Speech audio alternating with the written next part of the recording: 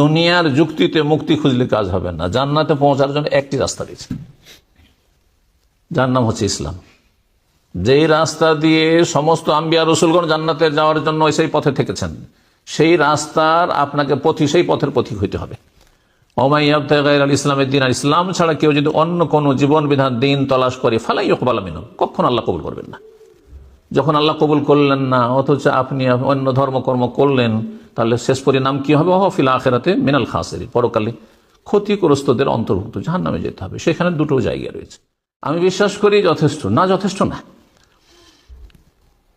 এই অর্থ কেন, এই সংজ্ঞা কেন বলছেন? যে এই জন্য তো আবু তালেব নবী সাল্লাল্লাহু আলাইহি ওয়াসাল্লামের চাচা, সবচেয়ে বেশি হিতাকাঙ্ক্ষী ছিল মক্কার নবী সাল্লাল্লাহু আলাইহি ওয়াসাল্লামের, সারা জীবন ডিফেন্স করেছে ভাতিজার পক্ষ থেকে। আর রাসূলুল্লাহ সাল্লাল্লাহু আলাইহি ওয়াসাল্লাম যে সত্যি আল্লাহর পক্ষ থেকে রাসূল, এ কথাও তিনি জানতেন, বিশ্বাস করতেন, কিন্তু মেনে নেননি। বাবা তোমার কথা মানতে পারছে না, তোমার কথা মানলে তো বাবাকে অপমান করা হয়, বাপদাদার ধর্ম ছেড়ে দেওয়া হয়, বাপদাদার আদর্শ থেকে কি করে বিচ্যুত হয়ে যাবে, চলে যাবো, এটা ঠিক হবে? বলছে আবু তালিব রাসূলুল্লাহ সাল্লাল্লাহু আলাইহি ওয়াসাল্লামকে বিশ্বাস করা সত্ত্বেও, যেহেতু সে সাক্ষ্য প্রদান করেনি আল্লাহর তাওহীদ সম্পর্কে এবং নবীর রিসালাত সম্পর্কে, মেনে নেয়নি অন্তর থেকে, অথচ তার বক্তব্যে ছন্দের আকার রয়েছে যে দ্বীন ইসলাম হচ্ছে খায়রুল আদিয়ান, যত পথ মত রয়েছে, ধর্ম রয়েছে, তার মধ্যে সবচেয়ে উৎকৃষ্ট ধর্ম হচ্ছে দ্বীন ইসলাম। তাওহীদ যদি না থাকে, ইবাদত বন্দেগী তো তার নাম ইবাদত না, শিরক। যেমন ওযু সবচেয়ে সুন্দর করে ওযু করেছেন, গোসল করে এসেছেন, কিন্তু আপনার বায়ু নিঃসরণ হয়েছে, তাহলে সেই ওযুর কোন মূল্য নেই। আসসালামু আলাইকুম ওয়া রাহমাতুল্লাহি ওয়া বারাকাতুহু। ইন্নাল হামদালিল্লাহ নাহমাদুহু ওয়া নাস্তাঈনুহু ওয়া নাস্তাগফিরুহু ওয়া নাউযু বিল্লাহি মিন শুরুরি আনফুসিনা ওয়া মিন সাইয়্যাতি আমালিনা। মান ইয়াহদিহিল্লাহু ফালা মুদিল্লা লাহু ওয়া মান ইউদ্লিল ফালা হাদিয়া লাহু। ওয়া আশহাদু আল লা ইলাহা ইল্লাল্লাহু ওয়াহদাহু লা শারীকা লাহু ওয়া আশহাদু আন্না মুহাম্মাদান আবদুহু ওয়া রাসূলুহু সাল্লাল্লাহু তাআলা আলাইহি ওয়া আলা আলিহি ওয়া সাহবিহি ওয়া সাল্লামা তাসলিমান কাসীরা। আম্মা বাদ, আউযু বিল্লাহি মিনাশ শাইতানির রাজীম। ওয়া মা উমিরু ইল্লা লিয়াবুদুল্লাহা মুখলিসিনা লাহুদ-দ্বীন হুনাফা ওয়া ইউকিমুস সালাতা ওয়া ইউতুজ যাকাহ ওয়া যালিকা দীনুল কাইয়্যিমাহ।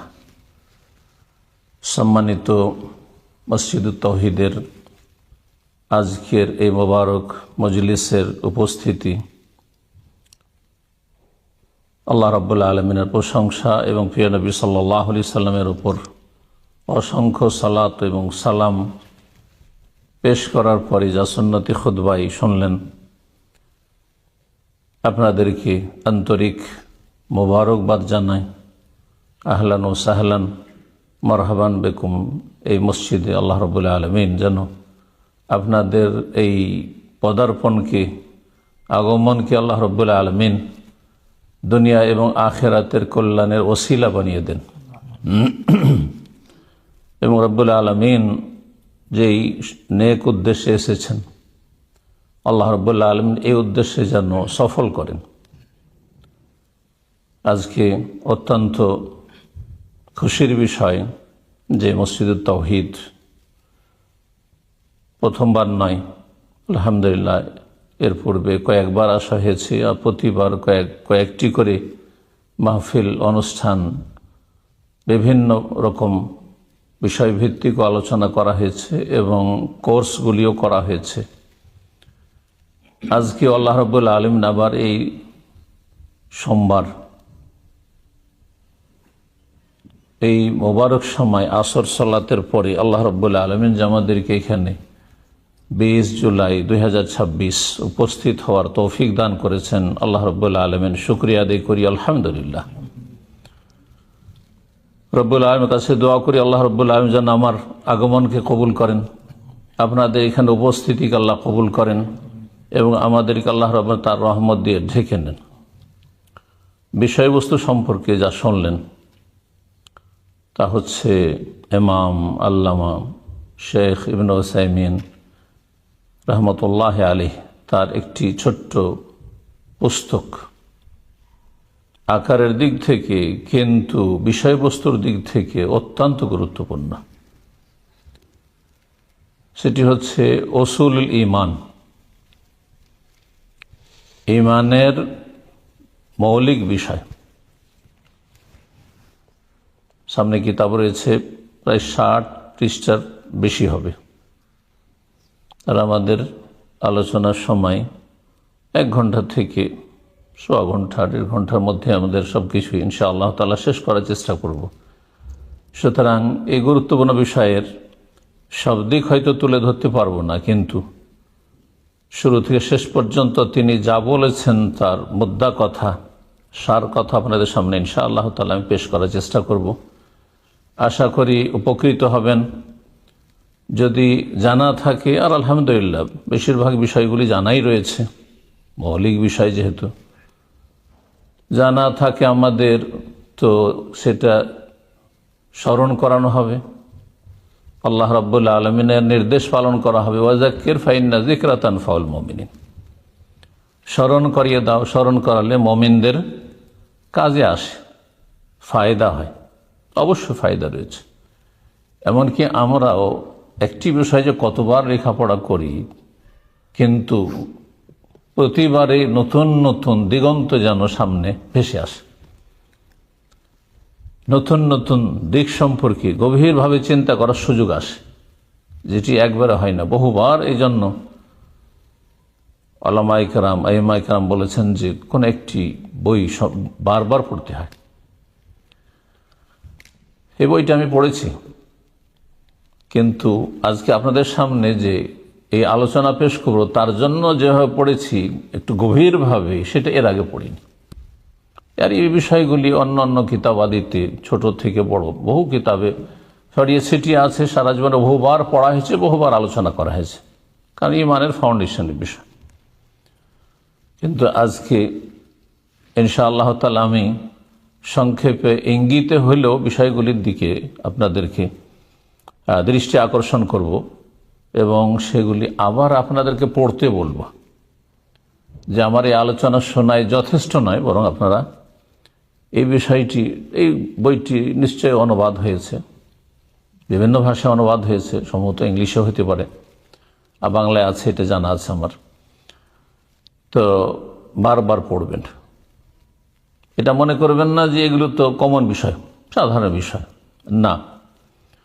যত বেশি আপনার জ্ঞান বৃদ্ধি পাবে, তত বেশি আপনার ঈমান শক্তিশালী হবে। যত বেশি ঈমান শক্তিশালী হবে, তত বেশি আমলের কোয়ালিটি সুন্দর হবে। আর যত বেশি আপনি আমল বাস্তব জীবনে করবেন, তত বেশি আপনি চাইবেন যে অন্যরা এইরকম আমল করুক, সুতরাং দাওয়ার ময়দানে আপনার ভূমিকা থাকবে। আশা করি আমার কথাগুলি বুঝেছেন। সূরাতুল আসরে আল্লাহ রাব্বুল আলামিন যে স্তরগুলি বলেছেন মুক্তির জন্য, লাভবান হওয়ার জন্য, ক্ষতি থেকে রক্ষা পাওয়ার জন্য, সেগুলি হচ্ছে আমাদের ফরজ কাজ। বিশ্বাস করে নিয়ে মেনে নেওয়া, যাকে ঈমান বলা হয়। ঈমান সম্পর্কে যদি জিজ্ঞাসা করে অধিকাংশ মানুষকে, আমাদের দেশের মানুষরা ভুল বলে, ঈমানের অসম্পূর্ণ অর্থ বলে। ঈমান মানে বিশ্বাস করা। বহু অমুসলিম নবী সাল্লাল্লাহু আলাইহি ওয়াসাল্লামের জামানাতেও ছিল, আর প্রতিটি যুগে ছিল, এখনো আছে, থাকবে, যারা ইসলামের সত্যতা বিশ্বাস করে কিন্তু মেনে নেয় না, সাদরে সেটা গ্রহণ করেন না, তাদেরকে মুসলিম বলবেন। নবী সাল্লাল্লাহু আলাইহি ওয়াসাল্লামের চাচা আবু তালিব, যারা সত্যকে জানার পর অহংকারের কারণে অথবা গোঁড়ামির কারণে সত্যকে অমান্য করে, অস্বীকার করে, তাতে বিশ্বাস করে। তো বিশ্বাস করার নাম শুধু ঈমান নয়, বরং বিশ্বাস করে নিয়ে, বিশ্বাস ছাড়া কিন্তু হয় না, বিশ্বাস করে নিয়ে সেটা মেনে নেওয়া, সাদরে গ্রহণ করা, আনুগত্য করা। আমাদের বিষয়ে দুটো শব্দ রয়েছে, সেজন্য এই কথাটি বললাম। উসুলুল ঈমান, ঈমান, ঈমানের ব্যাখ্যা শুনলেন, বিশ্বাস করে মেনে নেওয়া। উসুল শব্দটি বহু বচন, আসল যাকে আমরা আসল বলি। আসল শব্দটি কিন্তু আমাদের বাংলায় ব্যবহার হয়, আসল, নকল, এটা হচ্ছে আসল কথা, তাই না? তো এই আসল শব্দ নিয়ে বিস্তারিত ভাষাবিদরা আলোচনা করেছেন। তারপরে উসুল ফিকহেতে এটি বিস্তারিত আলোচনার বিষয় রয়েছে, সেগুলি আলোচনা করলে সেখানে আমরা থেকে যাব। সংক্ষেপে উসুল বা তার এক বচন হচ্ছে আসল। এই আসলের অর্থ কি? আসলের অর্থ হচ্ছে আসাস, ফাউন্ডেশন, ভিত্তি, যার ওপর কোনো কিছু স্থাপিত হয়। তাহলে ঈমানের এমন একটি গুরুত্বপূর্ণ বিষয় যার ওপর আপনার জীবনের, আপনার ইসলামের, আল্লাহ রাব্বুল আলামিনের নাজিলকৃত দ্বীনের বিভিন্ন বিধিবিধান, হালাল হারাম, জায়েজ না জায়েজ, আকীদার বিষয়, ইবাদত বন্দেগীর বিষয়, আখলাক চরিত্রের বিষয়, লেনদেনের বিষয়, সবগুলি এর উপর আপনি স্থাপিত করবেন। মূল হচ্ছে এই যে উসুলুল ঈমান। এই উসুল শব্দটি বা আসল শব্দটি কোরআনে কারিমে দুই জায়গায় উল্লিখিত হয়েছে। এক জায়গায় এক বচন, আরেক জায়গায় বহু বচন। সূরাতুল ইব্রাহিম আল্লাহ রাব্বুল আলামিন আয়াত নম্বর 24 ইরশাদ করেছেন, আলাম তারা কাইফা দারাবাল্লাহু মাসালান কালিমাতান তাইয়্যিবাতান কাশাজারাতিন তাইয়্যিবাতিন আসলুহা সাবিতুন ওয়া ফারউহা ফিস সামা। কালিমা তাইয়্যিবার কথা আল্লাহ রাব্বুল বর্ণনা করতে গিয়ে বলছেন আসলুহা সাবিত। এই যে আসল শব্দটি এসেছে, যার মূল, জন্য গাছের শেকড়, জড়কে আসলুস শাজারা বলা হয়। এখানে সে অর্থ হয়েছে যেই গাছের মূল, শেকড় জমিনে শক্ত হয়ে স্থাপিত হয়ে রয়েছে, শক্ত হয়ে স্থাপিত আছে বা শক্ত হয়ে বসে আছে। অফার ওহা শাখা প্রশাখাগুলি আকাশে উন্নীত হচ্ছে। সূরা হাশরের আয়াত নম্বর 5 আল্লাহ রাব্বুল ইরশাদ করেছে, এখানে বহু বচন আল্লাহ বলেছেন, মা কাতাতুম মিন লিনাতিন আও তারাকতুমুহা কায়িমাতান আলা উসুলিহা ফাবিইজনিল্লাহ। খেজুরের গাছের শেকড় কেটে, গাছগুলি কেটে ফেলে দেওয়ার সম্পর্কে আল্লাহ রাব্বুল বলছেন, মা কাতাত মিন লিনাতিন আও তারাকতুমুহা কায়িমাতান আলা উসুলিহা, সে শেকড়ের ভিত্তির ওপর গাছগুলিকে যে তোমরা ছেড়ে থাকো। যা হোক, তার বিশেষ একটা প্রেক্ষাপট রয়েছে এই আয়াতের, সেদিকে যাচ্ছেন। এক কথায় এই শব্দগুলি কোরআনে কারিমে এসেছে। তাহলে যে আসল বা উসুল আর ঈমান, এই দুটো সমন্বয়ে আমরা বুঝলাম যে ঈমানের যে ভিত্তিগুলি, মৌলিক বিষয়গুলি, যেগুলি আসল বিষয়, এই আসল বিষয় যদি জানা না থাকে, প্রথম ফরজ, তাহলে আপনার ঈমান ইসলামের কোনো ঠিক নেই, সব গড়বড়। জানা আছে কিন্তু যদি বিশ্বাস না থাকে, কোনো মূল্য নেই। জেনারেল নলেজ, ব্যাস, বিশ্বাস নেই আপনার, কোনো ফায়দা নেই। বিশ্বাস আছে কিন্তু মানেন না আপনি, কোনো ফায়দা নেই, কোনো ফায়দা নেই। বিশ্বাস করে মেনে নেওয়া, আর তারপরে সে অনুযায়ী কি করা, আমল করা, কাজে পরিণত করা, হচ্ছে ঈমানের উসুল। এই কিতাবে যেই কথাগুলি রয়েছে 60 পৃষ্ঠায়, চারটি ভাগে ভাগ করা যেতে পারে। প্রথম যে বিষয়টি আলোচনা করেছেন লেখক রাহিমাহুল্লাহ তাআলা, তা হচ্ছে তৌহিদ সম্পর্কে। তৌহিদ আলোচনা করেছেন, কারণ তৌহিদ হচ্ছে সবচেয়ে গুরুত্বপূর্ণ বিষয় ঈমান ইসলামের, দ্বীনের বা মানব জীবনে। আল্লাহর একত্ব সবচেয়ে বড় কাজ, সবচেয়ে গুরুত্বপূর্ণ কাজ, সর্বপ্রথম কাজ। এর ভিত্তিতেই মানুষ দুই ভাগে বিভক্ত হয়েছে, বিশ্বাসী আর অবিশ্বাসী, মুমিন কাফের, সৎ অসৎ। আর এই তৌহিদের জন্য আল্লাহ রাব্বুল আসমান জমিন সমস্ত সৃষ্টিগুলো সৃষ্টি করেছেন, এবং এই জমিনকে আবাদ করেছেন আল্লাহ রাব্বুল মানুষকে দিয়ে, জিনকে দিয়ে। ওমা খালাকতুল জিন্না ওয়াল ইনসা ইল্লা লিয়াবুদুন মানে লিওয়াহিদুন, তৌহিদ যেন। তৌহিদ হচ্ছে ইসলামের প্রথম দাওয়াত। আপনি নিজেকে প্রথম তৌহিদের দিকে নিয়ে আসবেন। তৌহিদ ছাড়া অন্য আমল করে কোনো লাভ নেই। তৌহিদ যদি না থাকে, ইবাদত বন্দেগী তো তার নাম ইবাদত নয়, শিরক। যেমন ওযু সবচেয়ে সুন্দর করে ওযু করেছেন, গোসল করে এসেছেন, কিন্তু আপনার বায়ু নিঃসরণ হয়েছে, তাহলে সেই ওযুর কোনো মূল্য নেই। তাওহীদ প্রথম আলোচনা করেছেন, তাওহীদের গুরুত্ব খুব সংক্ষেপে, আর তারপরে দ্বীনে ইসলাম সম্পর্কে আলোচনা করেছেন, যে দ্বীনে ইসলাম ছাড়া অন্য কোন দ্বীন আল্লাহ রাব্বুল আলামিন মানব জাতির ইতিহাসে নাজিল করেননি। সমস্ত নবী রাসূলগণের দ্বীন, জীবন বিধান ছিল ইসলাম।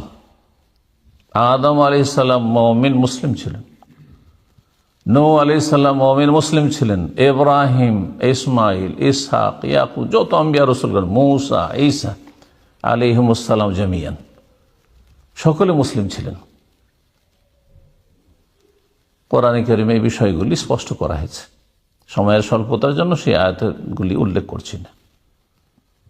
সুলাইমান আলাইহিস সালামের সামনে এসে ইসলাম গ্রহণ করেছেন, যে বিলকিস রানী, ওয়াসলাম তো মা সুলাইমান লিল্লাহি রাব্বিল আলামিন, যে আমি ইহুদি হইলাম, আমি খ্রিস্টান হইলাম, কথা বলেননি। সমস্ত নবী রাসূলগণের দিন হচ্ছে ইসলাম। গুরুত্বপূর্ণ একটি পয়েন্ট মনে রাখবেন, যে প্রতিটি শব্দের বহু বচন আপনি কোরআন হাদিস খুঁজে পাবেন, কিন্তু দিন শব্দের বহু বচন কোরআন হাদিস আসেনি। আদিয়ান শব্দ এটা মানুষের তৈরি করা শব্দ আরবি ভাষায়, কিন্তু কোরআন কোন আয়াত দেখান যে দিনের বহুবচন আদিয়ান এসছে, আসে না কোথাও।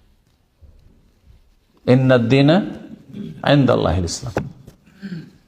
এখান থেকে বোঝা যায় দিন মাত্র একটি, দিন মাত্র একটি। কারণ মানুষ আজকাল পারিপার্শ্বিক অবস্থার কারণে আশেপাশে আপনার অন্যরা সংখ্যাগরিষ্ঠ থাকার কারণে এমন একটা প্রভাব পড়ে যায় যে অজান্তে মনে করে যে আমাদের দ্বীনে ইসলাম একটা ধর্ম, ওটাও একটা ধর্ম। আল্লাহ রাব্বুল আলামিন কিন্তু এত ধর্মের কথা, দুটো ধর্মের কথাও বলেননি। একটি হক, আর হকের বিপরীত বহু হইতে পারে। যেমন একটি সত্য অঙ্কের ভাষায়, একটি সঠিক উত্তর, আর বাকি ভুল অ্যান্সার, ভুল উত্তর মেলা হইতে পারে। ইন্নাদ-দীনা ইনদাল্লাহিল ইসলাম। এবং তৃতীয় যে বিষয়টি, সেটা এই দ্বীন ইসলামের সাথে সম্পর্কিত আরকানুল ইসলাম উল্লেখ করেছেন সংক্ষেপে। আরকানুল ইসলাম, ইসলামের স্তম্ভ কয়টি? খুব সহজ কথা, কয়টি? 7টি আর 6টি বললেন। ইসলাম বলছি 5টি, জি 5টি উল্লেখ করেছেন। আর তারপরে বিস্তারিত উল্লেখ করেছেন বা আলোচনা করেছেন আরকানুল ঈমান, যে উসুল ঈমান, ঈমানের ফাউন্ডেশন, ঈমানের স্তম্ভ কয়টি? 6টি বিস্তারিত উল্লেখ করেছেন। এবং এই যে ঈমান, এই যে 6টি বিষয়ের প্রতি ঈমান, এই ঈমানের এক একটি ঈমানের ধরনটা কেমন হবে, সেই ক্ষেত্রে আপনার স্টেপগুলি কেমন হবে, কোন কোন দিকগুলি আপনাকে বিশ্বাস করতে হবে, তাহলে আপনার ঈমান কমপ্লিট হবে। তারপরে এই ঈমান যে আপনি এই 6টি বিষয়ের প্রতি ঈমান নিয়ে আসলেন, আপনি বিশ্বাস করে মেনে নিলেন, এর ফলাফল আপনার বাস্তব জীবনে কি পাবেন। আপনি ব্যক্তি জীবনে একজন মুমিন, আপনার পরিবার মুমিন মুসলিম, আপনার সমাজ সোসাইটি মুমিন মুসলিম, এর যে সামারাত ফলাফল রয়েছে, এই ফলনটা কি পাবেন আপনি, এই বিষয়গুলি আলোচনা করেছেন। তো এই ছিল সারসংক্ষেপ কথা আজকের আলোচনার। প্রথম আমরা শুরু করি তার কিতাব থেকে। তিনি বলছেন যে ইলমুত তাওহীদ, সেটি হচ্ছে আশরাফুল উলুম, সবচেয়ে শ্রেষ্ঠ জ্ঞান। যত জ্ঞান রয়েছে, যত নলেজ রয়েছে, তার মধ্যে সবচাইতে শ্রেষ্ঠ উৎকৃষ্ট ইলম বিদ্যা হচ্ছে এই আল্লাহর একত্ব সম্পর্কে জ্ঞান অর্জন করা। যে আল্লাহকে চিনল না, বাকি সারা বিশ্বকে চেনে কোনো লাভ নেই। দুনিয়ার অনেক শিক্ষিত হয়েছে, কিন্তু এত জ্ঞানী মানুষ অসহায় হয়ে একটা পাথরের সামনে মাথা নত করে দিচ্ছে, হ্যাঁ, গাছের সামনে মাথা নত করে দিচ্ছে, একটা গাভীর সামনে, গরুর সামনে মাথা নত করে দিচ্ছে, আর কত কি করছে। কিন্তু তৌহিদের জ্ঞান থাকলে এমনটা হবে না। তৌহিদ সম্পর্কে বলছে ওয়াজাল্লাহ কাদরান, এর মর্যাদা সবচেয়ে বেশি, হ্যাঁ, উচ্চ, এবং আউজাবাহা মাতলাবান, এটি সবচেয়ে গুরুত্বপূর্ণ এর জ্ঞান অর্জন করা। কেন? লিআন্নাহু আল ইলমু বিল্লাহি তাআলা ওয়া আসমাইহি ওয়া সিফাতিহি ওয়া হুকুকিহি আলা ইবাদিহি। কারণ তৌহিদের জ্ঞান অর্জন করা হচ্ছে মহান আল্লাহ তাআলা সম্পর্কে জ্ঞান অর্জন করা, তার নাম সমূহ সম্পর্কে জ্ঞান অর্জন করা, তার গুণাবলী সম্পর্কে জ্ঞান অর্জন করা, এবং তার আল্লাহর যে হক রয়েছে আমাদের ওপর, বান্দার ওপর, এ সম্পর্কে জ্ঞান অর্জন করা। তৌহিদ যদি বিস্তারিত, তৌহিদ মানে আল্লাহ এক শুধু না, সেটা আপনার প্রথম কথা হচ্ছে আল্লাহ আহাদ, সূরাতুল ইখলাস। কিন্তু আল্লাহ এক বলেই শুধু যথেষ্ট নয়।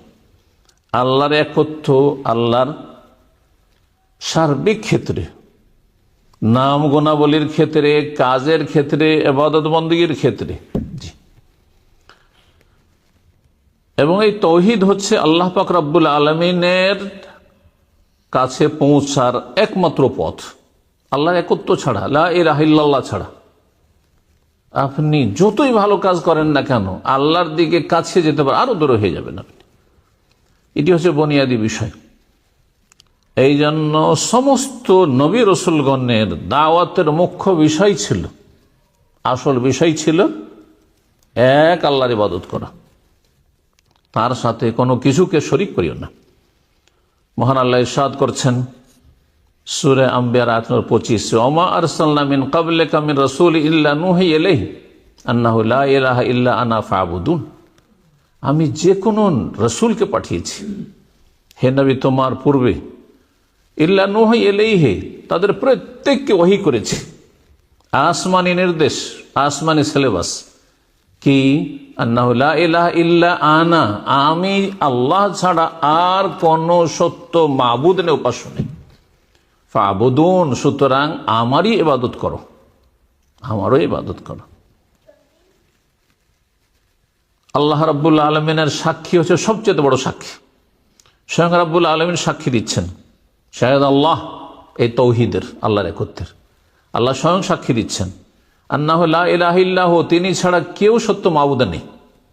এই কালেমা তাইয়্যিবার সাক্ষ্য প্রদান সমস্ত সৃষ্টির পূর্বে স্রষ্টা রাব্বুল আলামিন স্বয়ং দিচ্ছেন।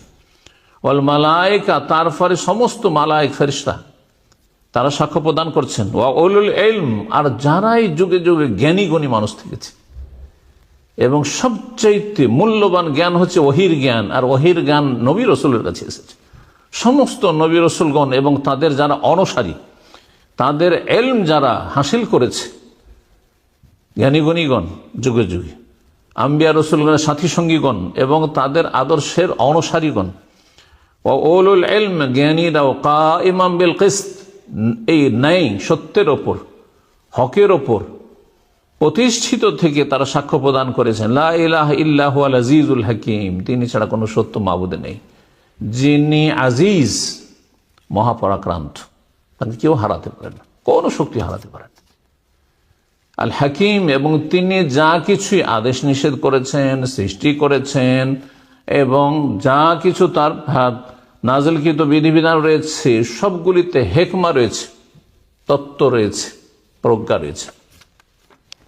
দিন ইসলাম হচ্ছে বৈজ্ঞান ভিত্তিক দিন, বিজ্ঞান ভিত্তিক দিন।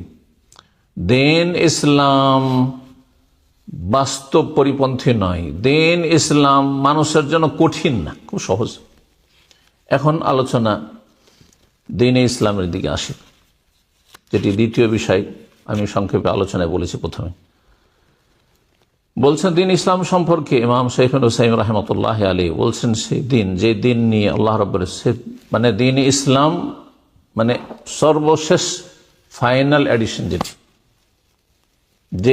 যার মাধ্যমে দ্বীন ইসলামকে আল্লাহ পূর্ণতা দান করেছেন। নাহলে দ্বীন ইসলাম তো যখন থেকে মানব জাতিকে আল্লাহ সৃষ্টি তখন থেকে দ্বীন ইসলাম, আল্লাহর মনোনীত দিন হচ্ছে ইসলাম। রাসূলুল্লাহ সাল্লাল্লাহু আলাইহি সাল্লামকে নিয়ে পাঠিয়েছেন এবং এই দিনের মাধ্যমে আল্লাহ রাব্বুল আলামিন আগের যে দিনগুলি ছিল নবী রাসূলগণের মাধ্যমে এসেছে, মূসা আলাইহিস সালামের মাধ্যমে, দাউদ আলাইহিস সালামের মাধ্যমে, ঈসা আলাইহিস সালামের মাধ্যমে, ইব্রাহিম আলাইহিস সালামের মাধ্যমে, সমস্ত নবী রাসূলগণ যে যুগে যুগে সেই যুগের জন্য যেমনটা উপযোগী ছিল, আল্লাহ রাব্বুল যেটা মানুষের জন্য বান্দার জন্য উপকারী মনে করেছেন ততটা বিধিবিধান দিয়েছেন। সর্বশেষ দিন যা 1400 বছর আগে আল্লাহ রাব্বুল আলামিন পূর্ণ করেছেন, কমপ্লিট করেছেন, কিয়ামত পর্যন্ত যত রকমের মানুষের সমস্যা, মানুষের প্রয়োজন, মানুষের উন্নতি, মানুষের অবস্থার যা কিছুই পরিবর্তন হোক না কেন, সব যুগের জন্য, সর্বস্থানের জন্য, সর্ব অবস্থার জন্য এই দ্বীন ইসলাম উপযোগী, যথেষ্ট। এই নয় যে কোনো একটা সময় এসে বলবে যে আজকাল সায়েন্স টেকনোলজি দুনিয়া এত এগিয়ে গেছে যে আর দ্বীন ইসলাম আমাদের সমাধান দিতে পারছে না। সেই সমাধান স্পষ্ট থাকতে পারে, আবার অস্পষ্ট থাকতে পারে, যেটা আপনাকে আমাকে জানানোর জন্য যুগে যুগে আল্লাহ রাব্বুল বিজ্ঞ আলেমদেরকে সৃষ্টি করেছেন এবং করেন। ওমা ইয়ালামু তাউইলাহু ইল্লাল্লাহু ওয়ার-রাসিখুনা ফিল ইলম ইয়াকুলুন রাব্বানা আমান্না বিহি কুল্লুম মিন ইনদি রাব্বিনা। সূরা আলে ইমরানে এই বিষয়ে আল্লাহ রাব্বুল বলেছেন যে যুগে যুগে উলামায়ে কেরাম থাকবেন যাদের মাধ্যমে মানব জাতির সমস্যার সমাধান অবশ্যই পাবে। দ্বীন ইসলাম আল্লাহ রাব্বুল আলামিন নবী সাল্লাল্লাহু আলাইহি ওয়াসাল্লামের মাধ্যমে কমপ্লিট করেছেন এবং সূরা মায়েদার আয়াত নম্বর 3 আল্লাহ ইরশাদ করেন, আল-ইয়াওমা আকমালতু লাকুম দীনাকুম ওয়া আতমামতু আলাইকুম নি'মাতি ওয়া রাদিয়াতু লাকুমুল ইসলামা দীনা। তারপরে আল্লাহ রাব্বুল আলামিন ইরশাদ করেছেন সূরা আল ইমরান আয়াত নম্বর 85-তে, ওয়া মান ইয়াবতাগি গায়রাল ইসলামি দীনান ফালা ইউকবালা মিনহু। ইসলাম ছাড়া কেউ যে অন্য কোন দিন তলাশ করে, যে এটা একটা রাস্তা, ম্যানচেস্টারে আসো, এই দিক থেকেও আসতে পারি, ওই দিক থেকেও আসতে পারি, বেশ অনেকগুলি রাস্তা রয়েছে, যে কোনো একটা রাস্তায় ঢুকলে মসজিদে তাওহীদে পৌঁছে যাব। এই দুনিয়ার যুক্তিতে মুক্তি খুঁজলে কাজ হবে না। জান্নাতে পৌঁছার জন্য একটি রাস্তা রয়েছে, যার নাম হচ্ছে ইসলাম। যে রাস্তা দিয়ে সমস্ত আম্বিয়া রাসূলগণ জান্নাতে যাওয়ার জন্য সেই পথে থেকেছেন, সেই রাস্তার আপনাকে সেই পথের পথিক হইতে হবে। ওমাই ইয়াবতাগি গায়রাল ইসলামি দীনান, ইসলাম ছাড়া কেউ যদি অন্য কোন জীবন বিধান দিন তলাশ করে ফালা ইউকবালা মিনহু, কখনো আল্লাহ কবুল করবেন না। যখন আল্লাহ কবুল করলেন না, অথচ আপনি অন্য ধর্মকর্ম করলেন, তাহলে শেষ পরিণাম কি হবে? ওয়া ফিল আখিরাতি মিনাল খাসিরিন, পরকালে ক্ষতিগ্রস্তদের অন্তর্ভুক্ত, জাহান্নামে যেতে হবে। সেখানে দুটো জায়গা রয়েছে। পৃথিবীতে এত দেশের মতো জায়গা নেই যে যাক এই দেশে বসালো না ওই দেশে, ওইখানে না হলে ওইখানে চলে গেলাম না। জান্নাতে না যেতে পারেন, আর জান্নাতে যাবেন শুধু ইসলামের রাস্তা দিয়ে, আল্লাহর মনোনীত এই পথ দিয়ে, না হলে ক্ষতিগ্রস্ত হয়ে জাহান্নামে চলে যাবেন। আল্লাহ রাব্বুল আলামিন এই দ্বীন ইসলাম গ্রহণ করা প্রতিটি মানুষের উপর ফরজ করেছে, শুধু মুসলিমের উপর না, প্রত্যেক মানুষের উপর আল্লাহ ফরজ করেছেন। সাদা হোক, কালো হোক, পূর্বের হোক, পশ্চিমের হোক, যে কোনো রং বর্ণের মানুষ হোক না কেন। রাসূলুল্লাহ সাল্লাল্লাহু আলাইহি ওয়াসাল্লামকে আল্লাহ সম্বোধনকে বলছেন, হে নবী বলো, ইয়া আইয়ুহান নাস, হে মানব সকল, সমস্ত মানুষকে, ইন্নী রাসূলুল্লাহি ইলাইকুম জামিআ, আমি সমস্ত মানুষের জন্য আমি রাসূল হয়ে এসেছি। আল্লাযী লাহু মুলকুস সামাওয়াতি ওয়াল আরদ, জি, এবং সে আল্লাহ যার জন্য আসমান জমিনের মালিকানা, লা ইলাহা ইল্লাহু, তিনি ছাড়া কোনো সত্য উপাস্য নেই, মাবুদ নেই, ইহয়ী ওয়া ইউমীত, তিনি হায়াত মওতের মালিক। ফাআমিনু বিল্লাহি ওয়া রাসূলিহি, সুতরাং তোমরা আল্লাহর প্রতি ঈমান নিয়ে আসো, রাসূলের প্রতি ঈমান নিয়ে আসো, যিনি নবিয়াল উম্মি, এমন নবী যে তার ওস্তাদ কেউ হবে মানব জাতি থেকে, আর সে অবদান রাখবে যে আমি এই মুহাম্মদ সাল্লাল্লাহু আলাইহি ওয়াসাল্লামকে লেখাপড়া করিয়ে মানুষ করেছি। এই কথা বলার কারো ক্ষমতা নেই। স্বয়ং আল্লাহ তাকে শিক্ষাদান করেছেন। এই জন্য নবীল উম্মি, যার অক্ষরের জ্ঞান ছিল না, আলিফ বা তা সা, তিনি কোথাও পাঠশালায় লেখাপড়া করেন, স্কুলে লেখাপড়া করেননি, কোনো শিক্ষকের কাছে লেখাপড়া করেননি, হ্যাঁ বাপ মায়ের কাছে, কারোর কাছে বা আত্মীয় স্বজন, হ্যাঁ তাদের কাছে লেখাপড়া করেননি, যেমন আমরা করেছি।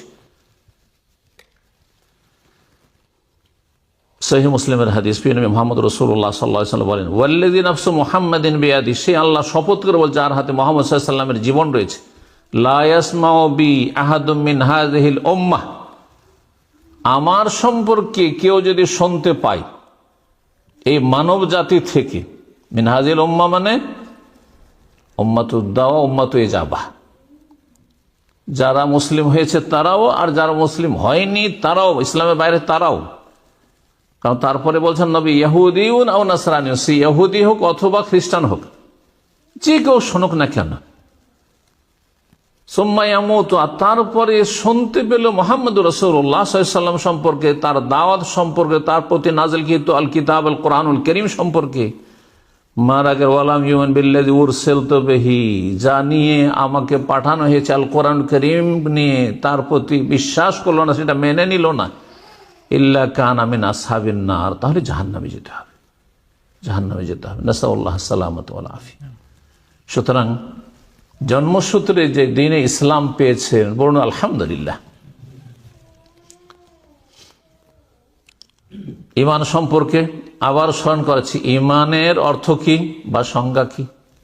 ঈমান মানে বিশ্বাসের সাথে মেনে নেওয়া, সেই কথাই শেখ ইবনে উসাইমিনের ভাষায় শোনাই। বলছে ওয়াল ঈমানু বিহি, ঈমান হচ্ছে তাসদীক ও মা জা বিহি মাল কবুল ওয়াল ইযান, লা মুজাররাদুত তাসদীক, যা কিছু নিয়ে রাসূলুল্লাহ সাল্লাল্লাহু আলাইহি ওয়াসাল্লাম এসেছেন তা বিশ্বাস করার সাথে সাথে মাল কবুল, বিশ্বাস করে কবুল করে নেওয়া, সাদরে গ্রহণ করে নেওয়া, ওয়াল ইযান, এবং মেনে নেওয়া, সাদরে গ্রহণ করা এবং মেনে নেওয়া বিশ্বাসের, লা মুজাররাদুত তাসদীক, শুধু বিশ্বাস করা যথেষ্ট না, আমি বিশ্বাস করি যথেষ্ট না, যথেষ্ট না। এই অর্থ কেন, এই সংজ্ঞা কেন বলছেন? যে এই জন্যই তো আবু তালেব নবী সাল্লাল্লাহু আলাইহি ওয়াসাল্লামের চাচা, সবচেয়ে বেশি হিতাকাঙ্ক্ষী ছিল মক্কার, নবী সাল্লাল্লাহু আলাইহি ওয়াসাল্লামের, সারা জীবন ডিফেন্স করেছে ভাতিজার পক্ষ থেকে। আর রাসূলুল্লাহ সাল্লাল্লাহু আলাইহি ওয়াসাল্লাম যে সত্যি আল্লাহর পক্ষ থেকে রাসূল, এ কথাও তিনি জানতেন, বিশ্বাস করতেন, কিন্তু মেনে নেননি। বাবা তোমার কথা মানতে পারছে না, তোমার কথা মানলে তো বাবাকে অপমান করা হয়, বাপদাদা ধর্ম ছেড়ে দেওয়া হয়, বাপদাদার আদর্শ থেকে কি করে বিচ্যুত হয়ে যাবে, চলে যাবো, এটা ঠিক হবে? বলছে আবু তালিব রাসূলুল্লাহ সাল্লাল্লাহু আলাইহি ওয়াসাল্লামকে বিশ্বাস করা সত্ত্বেও, যেহেতু সে সাক্ষ্য প্রদান করেনি আল্লাহর তৌহিদ সম্পর্কে এবং নবীর রিসালাত সম্পর্কে, মেনে নেয়নি অন্তর থেকে, অথচ তার বক্তব্যে ছন্দের আকার রয়েছে যে দ্বীন ইসলাম হচ্ছে খায়রুল আদিয়ান, যত পথ মত রয়েছে, ধর্ম রয়েছে, তার মধ্যে সবচেয়ে উৎকৃষ্ট ধর্ম হচ্ছে দ্বীন ইসলাম। কিন্তু যেহেতু মেনে নেয়নি, সেই জন্য সে মুসলিম নয়। কেউ বলবে না যে আবু তালেব মুসলিম। দ্বীন ইসলাম সম্পর্কে একটি কথা আগে বলে ফেলেছে, সেই কথা তারপর লেখক বলছেন ইবনে উসাইমিন রাহিমাহুল্লাহ, যে মানুষের যে কোনো প্রয়োজন মেটানোর জন্য দ্বীন ইসলাম যথেষ্ট, কোরআন এবং সুন্নাহ যথেষ্ট। স্পষ্ট রয়েছে অথবা অস্পষ্ট রয়েছে, এটা ইস্তেমবাদ করতে হবে, সেখান থেকে বের করতে হবে। এবং বলছেন তিনি যে তার দ্বীন ইসলাম বৈশিষ্ট্য হচ্ছে সালিহান লিকুল্লি জামানিন ওয়া মাকান, প্রতিটি স্থান এবং কালের জন্য উপযোগী, যথেষ্ট, এবং প্রতিটি জাতির জন্য। এই নয় এই জাতি এত উন্নত, এদের জন্য চলে না, এই জাতি আপনার বন জঙ্গলে বসবাস করে, তাদের জন্য চলবে না, প্রতিটি স্তরের মানুষের জন্য যথেষ্ট। রব্বুল আলামিন কোরআনে কারিমে এই বিষয়গুলি স্পষ্ট করেছেন। দ্বীন ইসলাম এমন একটি দিন, যারা এই দ্বীন ইসলামকে আঁকড়ে ধরে থাকবে, সত্যিকার অর্থে আল্লাহ তাদেরকে সাহায্য করবেন। এ আল্লাহ ওয়াদা করেছেন, আল্লাহ প্রতিশ্রুতি। এবং আল্লাহর মনোনীত দিনকে আল্লাহ বিজয়ী করবেন। রব্বুল আলামিন ইরশাদ করছেন সূরা তওবার আয়াত নম্বর 33 রয়েছে এবং সূরাতুস সাফের আয়াত নম্বর 9, একটি আয়াত দুই জায়গায় রয়েছে কোরআনে। হুয়াল্লাযী আরসালা রাসূলাহু বিল হুদা ওয়া দীনিল হক লিইয়ুযহিরাহু আলা দ্বীনি কুল্লিহি ওয়ালাউ কারিহাল মুশরিকুন। সূরা নূর আয়াত নম্বর 55 তে আল্লাহ ইরশাদ ওয়াদাল্লাহুল্লাযীনা আমানু মিনকুম, আল্লাহ ওয়াদা করছেন দ্বীনে ইসলামকে যারা মেনে নিবে এবং সে অনুযায়ী সৎকর্মশীল ভালো আমল করবে, আল্লাহ তাদেরকে দুনিয়া আখিরাতে সম্মানিত করবেন। বিভিন্ন বিষয়গুলি কোরআনে কারীমের আয়াত রয়েছে। কিন্তু শর্ত, ইসলামের দোহাই দেবেন কিন্তু ইসলাম পালন করবেন, এটা চলবেন না, এটা চলবে না। আল্লাহ বলছেন ইয়াবুদুনানি লা ইউশরিকুনা বি শাইআ, শর্ত হচ্ছে আমার ইবাদত যেন করে, আমার সাথে শরীক স্থাপন না করে। ইসলামের নামে আপনি মাজার পূজা করবেন, ইসলামের নামে আপনি পীর পূজা করবেন, ইসলামের নামে ব্যক্তি পূজা করবেন, ব্যক্তির অন্ধ অনুসরণ করবেন আপনি, না, ইসলাম অন্ধত্ব শেখায় না, ব্লাইন্ড হতে বলে না, চোখ খুলে রাস্তায় চলুন। আপনাকে আল্লাহ এতটা বিবেক দিয়েছেন যে কোনটা হক কোনটা বাতিল আপনার মধ্যে যাচাই করার ক্ষমতা রয়েছে, চেষ্টা করতে হবে। দুনিয়ার ক্ষেত্রে কি করে এত সফল হচ্ছেন আপনি চেষ্টা করে। দ্বীন ইসলাম শুধু আকীদার বিষয় নয়, বরং দ্বীন ইসলাম আকীদা মৌলিক বিশ্বাসের বিষয়, শরীয়তের বিধিবিধানের বিষয়, দ্বীন ইসলাম ইবাদত বন্দেগীর বিষয়, দ্বীন ইসলাম আখলাক চরিত্রের বিষয়, দ্বীন ইসলাম হচ্ছে মুআমালাত লেনদেন আদান প্রদান ব্যবসা বাণিজ্য বিবাহ শাদী তালাক ইত্যাদি সবকিছুর বিষয়। জীবনের প্রতিটি ক্ষেত্রে কোরআন এবং সুন্নাহ দ্বীন ইসলামে দিক নির্দেশনা রয়েছে। সংক্ষেপে তারপরে লেখক বেশ কিছু পয়েন্ট বলেছেন যেগুলো বলে দেওয়া ভালো হবে। মৌলিক বিষয়গুলির অন্তর্ভুক্তগুলি, দ্বীন ইসলাম আল্লাহর তৌহিদের নির্দেশ দিয়ে থাকে, শিরককে সবচেয়ে বড় অপরাধ মনে করে থাকে। দ্বীন ইসলাম সত্যতার নির্দেশ দেয়, ইয়ামুরু বিস-সিদক ওয়া ইয়ানহা আনিল কাযব, মিথ্যা নিষেধ করে। আপনি মুসলিম আর মিথ্যা কথা বলবেন, সততা রক্ষা করবেন, এটা চলবেন। দ্বীন ইসলাম ইয়ামুরু বিল আদল, ইনসাফ ন্যায় নীতি অবলম্বন করতে বলেন। আপন হোক আর পর হোক, আপনার বিরুদ্ধে হোক, আপনি ন্যায় সঙ্গত আপনি সিদ্ধান্ত দেবেন, ন্যায় বিচার করবেন আপনি, এবং জুলম অত্যাচার থেকে বারণ করে। দ্বীন ইসলাম আমানত রক্ষা করতে বলে, খেয়ানতকে আল্লাহ হারাম করেছেন দ্বীন ইসলামে। দ্বীন ইসলাম মানুষের সাথে চুক্তি, ওয়াদা, প্রতিশ্রুতি, প্রমিস, সেটা ব্যক্তি পর্যায়ে হতে পারে, পারিবারিক হতে পারে, সামাজিক হতে পারে, জাতীয় পর্যায়ে হতে পারে, আন্তর্জাতিক পর্যায়ে হতে পারে, যে কোনো রকমের যদি আমাদের চুক্তি থাকে সে চুক্তি পূরণ করতে হবে। এবং গাদ্দারি, বিশ্বাসঘাতকতা চরম অপরাধ মনে করে। দ্বীন ইসলাম পিতামাতার সাথে ভালো আচরণ করতে বলে এবং পিতামাতাকে কষ্ট দেওয়া হারাম করেছে। দ্বীন ইসলাম আত্মীয়দের সাথে সুসম্পর্ক রাখা নির্দেশ দেয় এবং আত্মীয়তার সম্পর্ক ছিন্ন করাকে হারাম করা হয়েছে। দ্বীন ইসলাম আপনার আশেপাশে, আমার পাশে যারা বসবাস করে, প্রতিবেশী, তাদের সাথে ভালো আচরণ করতে বলে। অমুসলিম হইলেও তাদের সদাচরণ অধিকার রয়েছে এবং খারাপ আচরণ নিষেধ করে। আপনি কিছুক্ষণের জন্য যদি কারো সাথী সঙ্গী হন, পাশে আপনি সফর করছেন, পাশে বসেছেন কোনো জায়গায়, আপনি ওয়েট করছেন কোনো অফিসে, 2-4 মিনিটের জন্য বসেছেন, তারপরেও সেখানে ভালো আচরণ করবেন। এই নয় যে এর সাথে আর তো দেখা হবে। আপনি কোথাও ভ্রমণ করছেন, মাত্র কিছুক্ষণের জন্য আপনি বসেছেন, সদাচরণ করবেন। আপনি দীর্ঘ সময় ধরে আপনি আপনার পাড়া প্রতিবেশী বসবাস করছেন, আপনি একই শহরে পাশাপাশি, সদাচরণ করবেন। এক কথায় দ্বীন ইসলাম প্রত্যেক ভালো কাজ নির্দেশ দেয়, প্রত্যেক খারাপ মন্দ কথা কাজ থেকে বারণ করে। রব্বুল আলামিন সূরা নাহলের আয়াত নম্বর 90 তে ইরশাদ করেন, ইন্নাল্লাহা ইয়ামুরু বিল আদলি ওয়াল ইহসানি ওয়া ইতা'i যিল কুরবা ওয়া ইয়ানহা আনিল ফাহশাই ওয়াল মুনকার ওয়াল বাগই ইয়া'iযুকুম লাআল্লাকুম তাযাক্কারুন। এখানে 3টি ইতিবাচক, পজিটিভ, ভালো কাজের আল্লাহ নির্দেশ দিচ্ছেন। এই 3টি বলে বাকি এইরকম যত ভালো কথা কাজ রয়েছে তা হচ্ছে আল্লাহর আদেশ।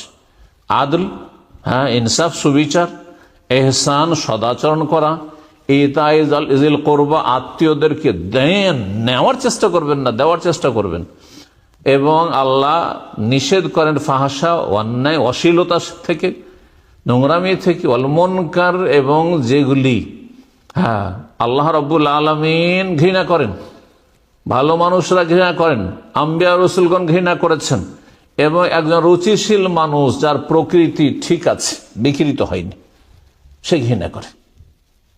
কোন মানুষ আছে যদি সে আসল প্রকৃতির উপর থাকে, সচ্চরিত্রের হয়, কি বলবে যে মদ খেয়ে মাতাল হওয়া ভালো কাজ, কে বলবে জেনা ব্যভিচার করা ভালো কাজ। আপনি নিজের মা বোনের জন্য চাইবেন, আত্মীয়র জন্য চাইবেন, আপনার প্রিয়জনের জন্য চাইবেন। কে বলবে যে জুয়া খেলা ভালো কাজ? কেউ বলবে না। ওয়াল মুনকার ওয়াল বাগী, জুলম, অত্যাচার নিষেধ করেছেন। ইয়াইযুকুম, এ হচ্ছে আল্লাহর ওয়াজ, আল্লাহ ওয়াজ করছেন, আল্লাহ বলছেন লাআল্লাকুম তাযাক্কারুন, যাতে করে তোমরা উপদেশ নাও। তারপরে শেখুল ইসলাম রাহিমাহুল্লাহ ইসলামের রুকনগুলি উল্লেখ করেছেন। ইসলামের রুকন সহজ, ইসলামের রুকনগুলি আপনার ঈমান ইসলামের বহিঃপ্রকাশ ঘটায়, যে আপনার অন্তরে ঈমান ইসলাম আছে, আপনি বিশ্বাস করে অন্তর থেকে মেনে নিয়েছেন, এর কিছু প্রমাণ, মৌলিক বিষয়। এই মৌলিক বিষয়গুলির আন্ডারে অনেক শাখা প্রশাখা বিষয় রয়েছে, কিন্তু এই মৌলিক বিষয়গুলি অবশ্যই থাকতে হবে। ফাউন্ডেশন তা হচ্ছে 5টি। প্রিয় নবী মুহাম্মদ রাসূলুল্লাহ সাল্লাল্লাহু আলাইহি ওয়াসাল্লাম প্রসিদ্ধ হাদিস, ইসলামের ভিত্তি স্থাপন করা হয়েছে বনিয়াল ইসলাম আলা খামস, 5টি বিষয়ের উপর। প্রথম হচ্ছে শাহাদাতে আল্লাহ ইলাহা ইল্লাল্লাহ ওয়া আন্না মুহাম্মাদার রাসূলুল্লাহ, সাক্ষ্য প্রদান করা দুটো কথার, আল্লাহ ছাড়া কোনো সত্য মাবুদ নেই, এবং মুহাম্মদ সাল্লাল্লাহু আলাইহি সাল্লাম আল্লাহ, দুটোকে একসাথে করা হয়েছে। দুটো যদি আলাদা আলাদা করেন তো 6টি হয়ে যায়, কিন্তু 6টি উল্লেখ করা হয়নি। ইসলামের বুনিয়াদ 5টি বিষয়ের ওপর। কেন? কারণ আল্লাহর একত্বের স্বাক্ষর মধ্যেই শামিল রয়েছে নবী করিম সাল্লাল্লাহু আলাইহি সাল্লামের রিসালাতের সাক্ষ্য। আল্লাহর একত্বের সাক্ষ্য যে দেবেন, এই জ্ঞান কোথা থেকে পেয়েছেন, কার মাধ্যমে পেয়েছেন? মুহাম্মদ রাসূলুল্লাহ সাল্লাল্লাহু আলাইহি ওয়াসাল্লাম। আল্লাহ তাআলা কোন মানুষ সরাসরি কথা বলবেন না যে এইটা করতে হবে, এইটা করতে হবে না। একমাত্র মাধ্যম হচ্ছে রিসালাত, এবং শেষ রিসালাত হচ্ছে মুহাম্মদ রাসূলুল্লাহ সাল্লাল্লাহু আলাইহি সাল্লামের রিসালাত। জি, তো এই প্রথম বিষয়, এই সম্পর্কে বলছেন, কথাটি বলে দেওয়া ভালো হবে, কারণ এই বিষয়গুলি হচ্ছে সূক্ষ্ম বিষয়। বলছেন শেখ ওয়াইন্না জুইলাত হাযিহি শাহাদাতু রুকনান ওয়াহিদান মা তাআদ্দুদিল মাশহুদ বিহি, এখানে দুটো কথার সাক্ষ্য দিচ্ছেন, কিন্তু একসাথে কেন বর্ণনা করা হয়েছে লা ইলাহা ইল্লাল্লাহ এবং মুহাম্মদুর রাসূলুল্লাহ সাক্ষ্য প্রদান, কি আশহাদু আল্লা ইলাহা ইল্লাল্লাহ ওয়া আশহাদু আন্না মুহাম্মাদার রাসূলুল্লাহ। কেন বলছেন? লিআন্না রাসূলা মুবাল্লিগুন আনিল্লাহি তাআলা, আল্লাহর পক্ষ থেকে আল্লাহর দ্বীন পৌঁছানো দায়িত্ব কার? রাসূলুল্লাহ সাল্লাল্লাহু আলাইহি ওয়াসাল্লামের। ফাশহাদাতু লাহু বিল উবুদিয়্যাতি ওয়া রাসা মিন তামামি শাহাদাতি লা ইলাহা ইল্লাল্লাহ, সুতরাং লা ইলাহা ইল্লাল্লাহর শাহাদাতের সাক্ষ্য প্রদানের পূর্ণতাই হচ্ছে যে নবী মুহাম্মদ সাল্লাল্লাহু আলাইহি ওয়াসাল্লাম আল্লাহর বান্দাও এবং রাসূল। আচ্ছা, বান্দা এবং রাসূল কেন, দুটো কথা কেন বলেন নবী সম্পর্কে? কোনদিন চিন্তা করেছেন? ওয়া আশহাদু আন্না মুহাম্মাদান আবদুহু ওয়া রাসূলুহু, সাক্ষ্য প্রদান করছে যে নবী মুহাম্মদ সাল্লাল্লাহু আলাইহি ওয়াসাল্লাম আল্লাহর বান্দা এবং রাসূল। শুধু রাসূল কেন বলা হলো না, বা শুধু কেন আল্লাহর বান্দা বলা হলো না? দুটোই বলতে হবে, যাতে করে দেখেন জাহান্নামের রাস্তা দুই পাশে আছে আর মাঝখানে জান্নাতের রাস্তা, বুঝতে পারছেন না? যাতে করে আপনি মধ্যমপন্থী হয়ে জান্নাতের রাস্তায় থাকতে পারেন। মুহাম্মদ সাল্লাল্লাহু আলাইহি ওয়াসাল্লাম আল্লাহর বান্দা, আমাদের মতো বান্দা। এক শ্রেণীর লোকেরা মুহাম্মদ সাল্লাল্লাহু আলাইহি ওয়াসাল্লামকে তার যে আসল মর্যাদা সেখান থেকে নিচে নামিয়ে দিয়ে জাহান্নামে গেছে, যারা অবিশ্বাসী, যারা মুহাম্মদ সাল্লাল্লাহু আলাইহি ওয়াসাল্লামকে নবী হিসেবে বিশ্বাস করে না। তিনি একজন মহামানব ছিলেন, তিনি একজন জ্ঞানী মানুষ ছিলেন, যথেষ্ট, জাহান্নামে যেতে হবে, বুঝছেন না? আবদুহু ওয়া রাসূলুহু, একদল নিচে নামিয়ে দিয়ে জাহান্নামে গেছে, আর একদল বাড়াতে বাড়াতে বাড়াতে আল্লাহর জায়গায় পৌঁছে দিয়ে জাহান্নামে গেছে, আল্লাহ শরীক করে দিয়ে। হায়াতুন নবী, নবী বেঁচে আছেন, আর তারপর নবী আলেমুল গায়ব, নবী হাজির নাজির, নবী সবকিছুর ক্ষমতা রাখেন, মুখতারে কুল, নবী সমস্ত কিছু ক্ষমতা রাখেন। নবী হচ্ছেন আপনার দোজাহানের বাদশাহ, আর দোজাহানের বাদশাহ মানে জান্নাত জাহান্নাম সবকিছুর মালিক, যাকে ইচ্ছা জান্নাত জাহান্নামে দিবেন, যাকে ইচ্ছা জান্নাতে দেবেন। এই যে কথাগুলি কোথায় নিয়ে যাবে? জান্নাতে নিয়ে যাবে। যাতে করে বাড়াবাড়ি ছাড়াছাড়ি, প্রান্তিকতা, এটাকে বলা হয় প্রান্তিকতা। রাস্তায়, যে কোনো রাস্তায় আপনি যখন ড্রাইভ করে যাচ্ছেন বা গাড়িতে চড়ে যাচ্ছেন, দুই দিকে কিন্তু গর্ত আছে, এদিকে গেলেও আপনি ধ্বংস হবেন আর এদিকে গেলেও ধ্বংস হবে না। ঠিক ওই রকম বাড়াবাড়ি আর ছাড়াছাড়ি। ইসলাম এই দুই প্রান্তিকতার মাঝখানে, আপনি চরমপন্থী হবেন না আপনি নরমপন্থী হবেন না। এগুলো নবী সাল্লাল্লাহু আলাইহি ওয়াসাল্লামের কোনো মূল্যায়ন করেনি, যার ফলে নবী সাল্লাল্লাহু আলাইহি ওয়াসাল্লামের আদর্শ কোথায় জীবনে জানারই প্রয়োজন নেই, তার জানারই প্রয়োজন নেই। নবী সাল্লাল্লাহু আলাইহি ওয়াসাল্লামের রিসালাতের মূল্যায়ন করলেন, মর্যাদা দিল না। তিনি রসুল এর রাসূলহু বলে তাদের থেকে সাবধান করা হয়েছে। তাদের দলে সামিল হয়ে, নাস্তিকদের দলে সামিল হইও না, হ্যাঁ, পথভ্রষ্টদের দলে, পাপীদের দলে সামিল হইও না। পাপীরা কোনো মূল্যায়ন করে না। হ্যাঁ, নবী কি হালাল করেছেন, হারাম করেছেন, পরোয়াই করে না, যা ইচ্ছা তাই করে, যা ইচ্ছা তাই খায়, যেভাবে ইচ্ছা সেভাবে জীবনযাপন করে। যারা মানহানি করেছে নবীকে না মেনে, তাদের দলে সামিল হবেন না। আর যারা মেনে বাড়াবাড়ি করে নবী সাল্লাল্লাহু আলাইহি ওয়াসাল্লামকে আপন জায়গায় না রেখে ওপরে উঠিয়ে দিয়েছে, তাদের খণ্ডনের জন্য আবদহুর শাহাদাত দিচ্ছেন আপনি। তিনি রাসূল হলেও তিনি মাবুদ না, তিনি কি? আবদ। আবদ আর মাবুদ, বুঝছেন তো দুটো কথা? আবদ মানে বান্দা, দাস। আবদহু আল্লাহর বান্দা, তিনি মাবুদ না যে তাকে সেজদা করবেন, তার খবরকে সেজদা করবেন, তাকে বলবেন আল্লাহর মতো তিনি আল হাই, আল্লাহ হাই, আল্লাহ চিরঞ্জীব। আপনি নবী কো চিরঞ্জীব, হায়াতুন নবী, হায়াতুন নবী বলতে থাকবেন। বিশেষ করে বাঙালি সমাজ যেহেতু রোগ আছে, না বুঝে হায়াতুন নবী, বুঝেই না। নবী মারা গেছেন বললেন নাকি মানহানি হয়ে গেল, কাফির হয়ে গেলেন আপনি, নাউযুবিল্লাহ। জাহান্নামের রাস্তা এটি, কোরআনকে অস্বীকার করা। নবীকে বাড়িয়ে দিয়ে রবের গুণ দিয়ে দিলেন, আল্লাহর গুণ দিয়ে দিলেন আপনি। বলছিলাম যে লা ইলাহা ইল্লাল্লাহর শাহাদাতের মধ্যে নবীর রিসালাতের এবং নবী যে আল্লাহর বান্দার এই শাহাদাত শামিল। অথবা দ্বিতীয় কথা বলছেন শেখুল উসাইমিন, যে এই দুটো সাক্ষী প্রদান করা, লা ইলাহা ইল্লাল্লাহ সাক্ষী দেওয়া আর মুহাম্মদের সাক্ষী দেওয়া, এই দুটো হচ্ছে আমল কবুলের শর্ত। যত আমল রয়েছে, আমল কবুলের শর্ত কয়টি? হ্যাঁ, এগুলি তো ফাউন্ডেশন, এগুলো মৌলিক বিষয় জানতে হবে। আমল কবুলের শর্ত হচ্ছে দুইটি, একটি হচ্ছে ইখলাস, এক আল্লাহর জন্য করা, আর দ্বিতীয় হচ্ছে রসুলের তরিকায় আমলটি করা। আপনি সালাত পড়বেন কার জন্য? আল্লাহর জন্য। এবং সালাত পড়বেন কার তরিকায়? রসুলের তরিকায়। এর বোঝা গেছে?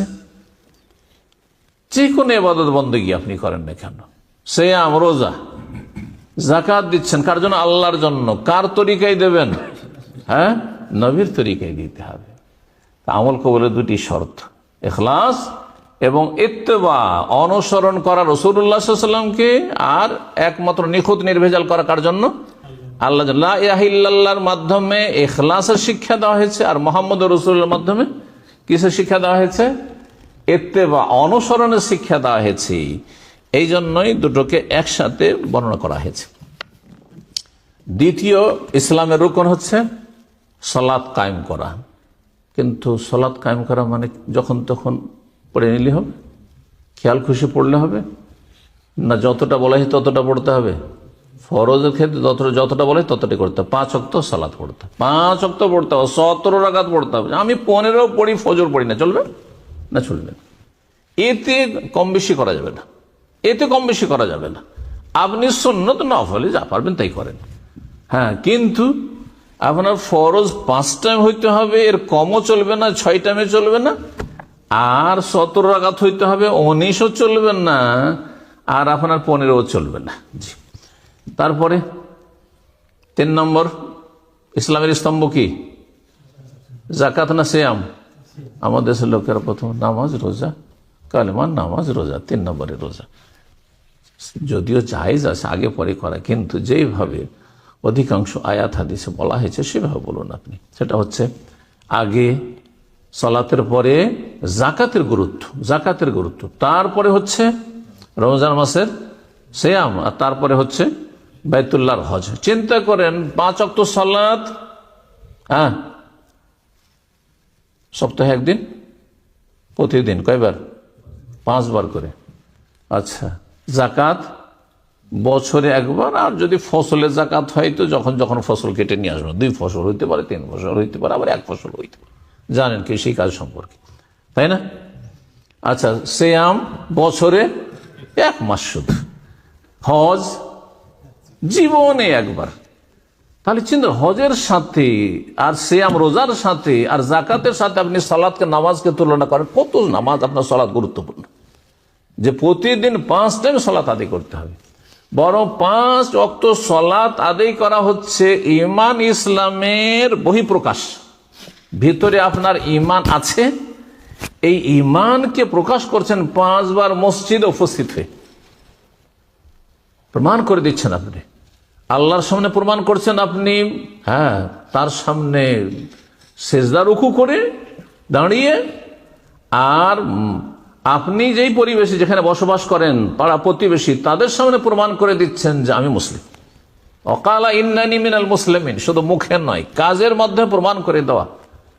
জি, ভালো মানুষদের বৈশিষ্ট্য সম্পর্কে আল্লাহ যে আয়াতে বলেছেন, সেখানে কি বলেছেন? মিম্মান দা ইলাল্লাহ ওয়া মান আহসানু ক্বাওলান মিম্মান দা ইলাল্লাহ, দাওয়া ইলাল্লাহর কাজ, ওয়া আমিলা সালিহান, নিজে ভালো আমল করা, ওয়া ক্বালা ইন্নানি মিনাল মুসলিমিন। কখন আপনি বলবেন যে আমি মুসলিম? আপনি কাজে কর্মে বলছেন, আপনাকে দেখলে বুঝবে মুসলিম, কারণ একে 5টা মসজিদ আসতে দেখি। আল্লাহ বোঝার আমল করার তৌফিক দান করেন।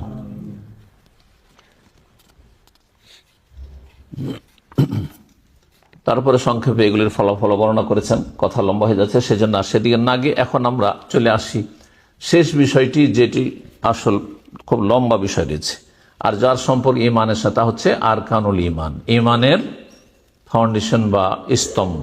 কয়টি বললাম? 6টি। ইমানের স্তম্ভ হচ্ছে 6টি। ইমান বিল্লাহ ওয়াল মালাইকা, আমানতু বিল্লাহি ওয়া মালাইকাতিহি ওয়া কুতুবিহি ওয়া রুসুলিহি ওয়াল ইয়াউমিল আখিরি ওয়াল কদরি খাইরিহি ওয়া শাররিহি। ব্যাস।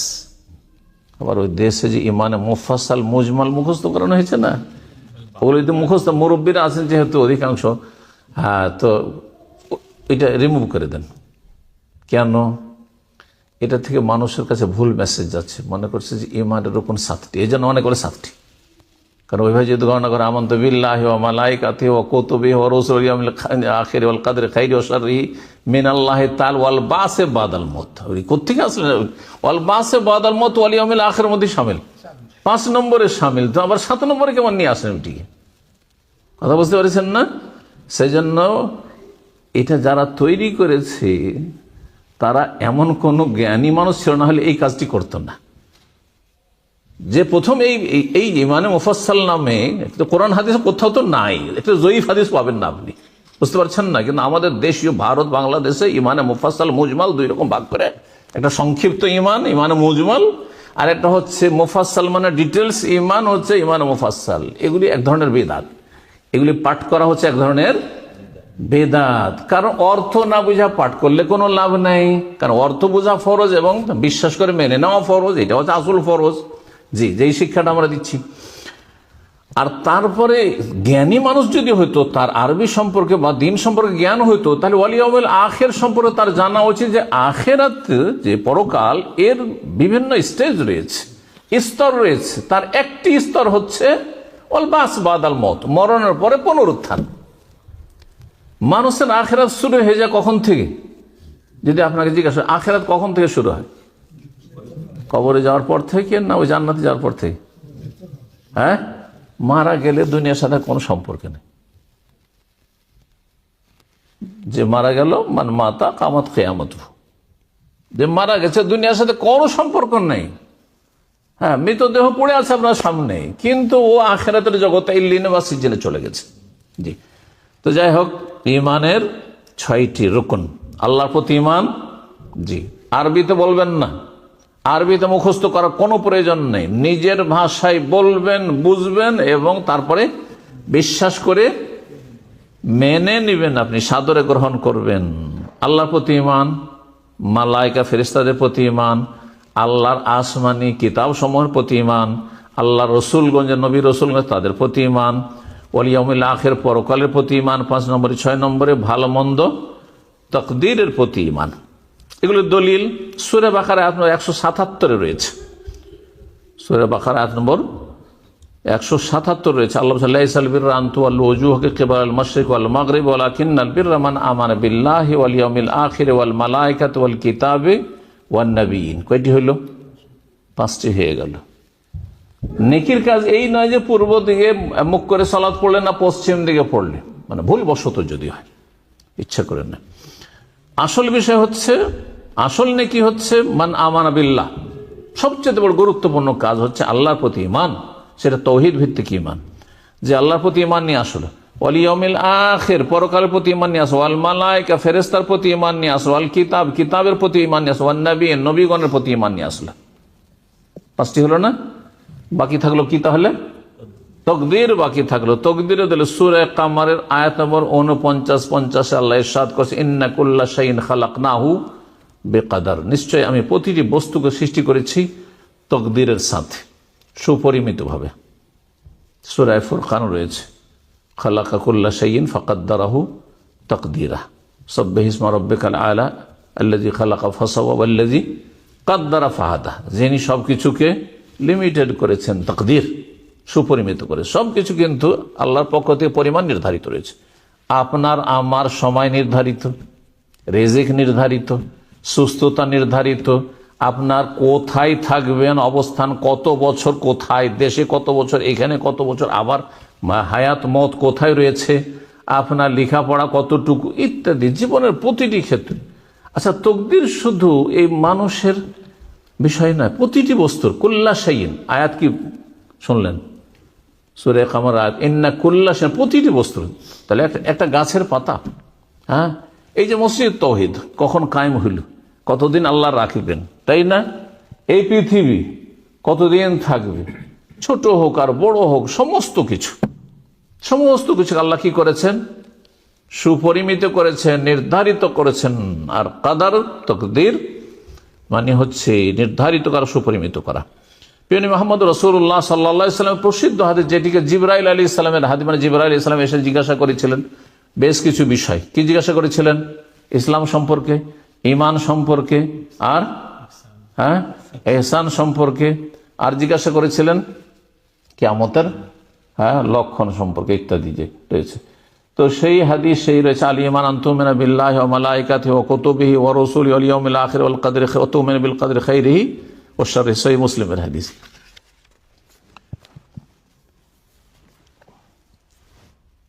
সময় যথেষ্ট হয়ে গেছে, আর আমাদের এই 6টি বিষয়ের আলোচনা বাকি রয়েছে। আল্লাহর প্রতি ঈমান সম্পর্কে সংক্ষেপে বলি। আল্লাহর প্রতি ঈমান, এটা প্রথম, তাই না? আল্লাহর প্রতি ঈমান আমাদের সবার আছে, আছে না নেই? আলহামদুলিল্লাহ। না হইলে এখানে আসতামই না, তাই না? মসজিদের ধারে কাছে আসো, আলহামদুলিল্লাহ বলুন যে আলহামদুলিল্লাহ। এই যে আল্লাহর প্রতি ঈমান আছে, এর জন্য কয়টি ধাপের প্রয়োজন, কয়টি স্টেপ প্রয়োজন?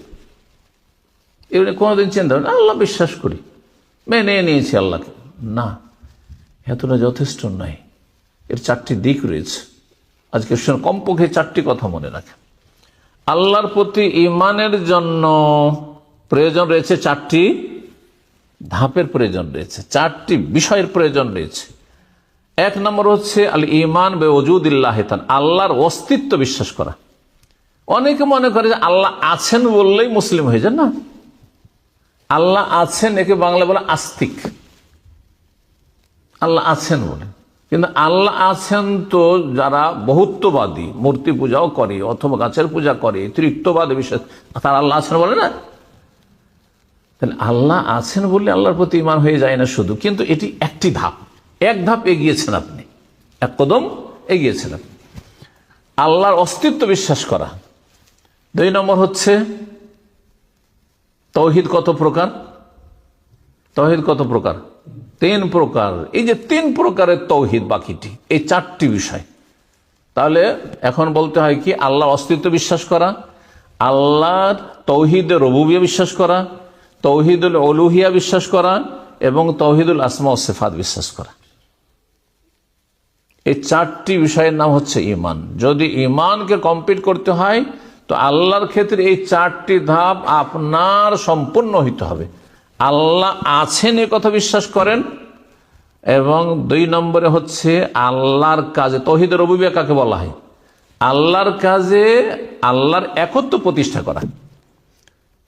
খুব সহজ ভাষা বললে, আল্লাহর কাজগুলি আল্লাহই করেন, কোনো শক্তি করে না। যেমন ছেলে মেয়ে দেওয়া কার কাজ? আল্লাহর কাজ। যদি কেউ মনে করে যে গস কুতুব ওলি আউলিয়ার দরবারে গেল, দরগাহে গেল, ছেলে পাওয়া যায়, তাহলে আল্লাহর কাজ কাকে দিয়ে দিল? শাহজালাল, শাহপুরান আর ওই খাজা বাবাকে দিয়ে দিল। তখন আর মুসলিম থাকলো না, মুসলিম থাকলো না, তখন ইসলাম শেষ ওখানে। আল্লাহর কাজে আল্লাহ এক। সুস্থতার মালিক কে? হ্যাঁ, আল্লাহ ছাড়া কেউ সুস্থ করতে পারে? কিন্তু যারা খাসি বকরি নিয়ে মাজারে যায়, কি মনে করে যে রোগ ভালো হয়ে যাবে, বাবা ভালো করে দিবে, তাই না? তাহলে সে, তার ঈমান থাকলো, শেষ হয়ে গেল। আল্লাহর কাজে আল্লাহর একত্ব। হ্যাঁ, উন্নতি অবনতির মালিক কে? কে উপরে উঠান, কে নামান? আল্লাহ, ঠিক না? এইভাবে হ্যাঁ, আল্লাহর কাজ, বহু কাজ। কুল্লা ইয়াউমিন হুয়া ফি শান। আল্লাহ আপনার আল্লাহর কাজে লেগে আছে। জি, তো তৌহিদুর রুবুবিয়্যাহর সঙ্গে বুঝিয়ে দেন তৌহিদুল ইবাদা বা তৌহিদুল উলুহিয়া, বান্দার কাজে আল্লাহর একত্ব প্রতিষ্ঠা করা। বান্দার কাজ কি? আমাদের কাজ কি? আমার কাজ আল্লাহর ইবাদত করা। আমাদের কাজ হচ্ছে আল্লাহর ইবাদত করা। আল্লাহর ইবাদতের একটি হচ্ছে সেজদা। সেজদা কাকে করব? আল্লাহকে। যদি সেজদাকে ভাগ করে দিই যে সালাতের সেজদা, নামাজের সেজদা আল্লাহর জন্য, মসজিদের সেজদা, আর মাজারের সেজদা হচ্ছে বাবার জন্য, তাহলে মুশরিক হয়ে গেলাম, তাহলে মুসলিম থাকলাম না, তখন মুমিন থাকলাম। এবার বুঝতে পেরেছি? তৌহিদুল ইবাদা বা তৌহিদুল উলুহিয়া মানে বান্দার কাজে আল্লাহর তৌহিদ প্রতিষ্ঠা করা, একত্ব প্রতিষ্ঠা করা। খুব সহজ ভাষা। এইরকম যত কাজ রয়েছে। জবাই করা কার জন্য? জবাই হবে আল্লাহর জন্য। তৌহিদ, বান্দার কাজ এটি। জবাই করব, কার নামে জবাই করবো? বিসমিল্লাহ। যদি নিয়ত করি যে এটা হচ্ছে অমুক ওলির নামে, হ্যাঁ, পীর বাবার নামে জবাই করলাম, হ্যাঁ, দেবদেবীর নামে জবাই করলো কেউ, তাহলে মুশরিক হয়ে গেল সে। আর 3 নম্বর তৌহিদ, তৌহিদুল আসমা ও সিফাত, আল্লাহর নাম গুণাবলীর ক্ষেত্রে আল্লাহর তৌহিদ একত্ব প্রতিষ্ঠা করা। যেভাবে আল্লাহ এবং তার রাসূল সাল্লাল্লাহু আলাইহি ওয়াসাল্লাম তার নাম গুণাবলী সম্পর্কে জানিয়েছেন, সেইভাবেই বিশ্বাস করা, আর তাতে অপব্যাখ্যা না করা, অস্বীকৃতি না জানানো, নিষ্ক্রিয় না করে দেওয়া, ইত্যাদি ইত্যাদি এসব রয়েছে। এবং তার ধরন নির্ধারণ না করা। যেমন আল্লাহর চেহারা আছে, আছে না নেই? আল্লাহর চেহারা আছে, বিশ্বাস করতে হবে। তাহলে কেউ যদি অস্বীকার করে সেও মুসলিম না। আল্লাহর চেহারা নাই, নিরাকার, মুসলিম না, সে মুসলিম হইতে পারে, বুঝেনি ইসলাম, ইমানই বুঝেনি। আচ্ছা, যদি বলেন আল্লাহর চেহারা আছে কিন্তু মানুষের মতো, তাও কাফের হয়ে গেল। এবার বুঝতে পেরেছেন? আল্লাহর চেহারা আছে কার মতো? আল্লাহর মতো। আরে আমরা তো নিজেদের ক্ষেত্রে এটা বলছি যে আমার চেহারা কার মতো? আমার চেহারা আমার মতো না। বলবেন যে আমাদের মানুষের চেহারা হচ্ছে বানরের মতো, বলবেন নাকি? যেখানে মানুষ নিজেই কি কারোর সাথে তুলনা, অন্য প্রাণীর সাথে তুলনা করে না, তো কোথায় খালেক, কোথায় মাখলুক? কেন মাখলুকের সাথে তুলনা করবেন খালেককে? এবার বুঝতে পেরেছেন? জি, ধরন জানা নেই, ধরন জানা নেই, জি, ইত্যাদি। আল্লাহর প্রতি ঈমান সংক্ষেপে বললাম। আর এতে বিস্তারিত একটি দিক ছিল যে আল্লাহ রাব্বুল আলামিনের অস্তিত্বের দলিল প্রমাণ। সে আলোচনা করলে 2-3 দিন ধরে এই কোর্স করাইতে হইতো, সেই জন্য আর সেটা সম্ভব হচ্ছে না।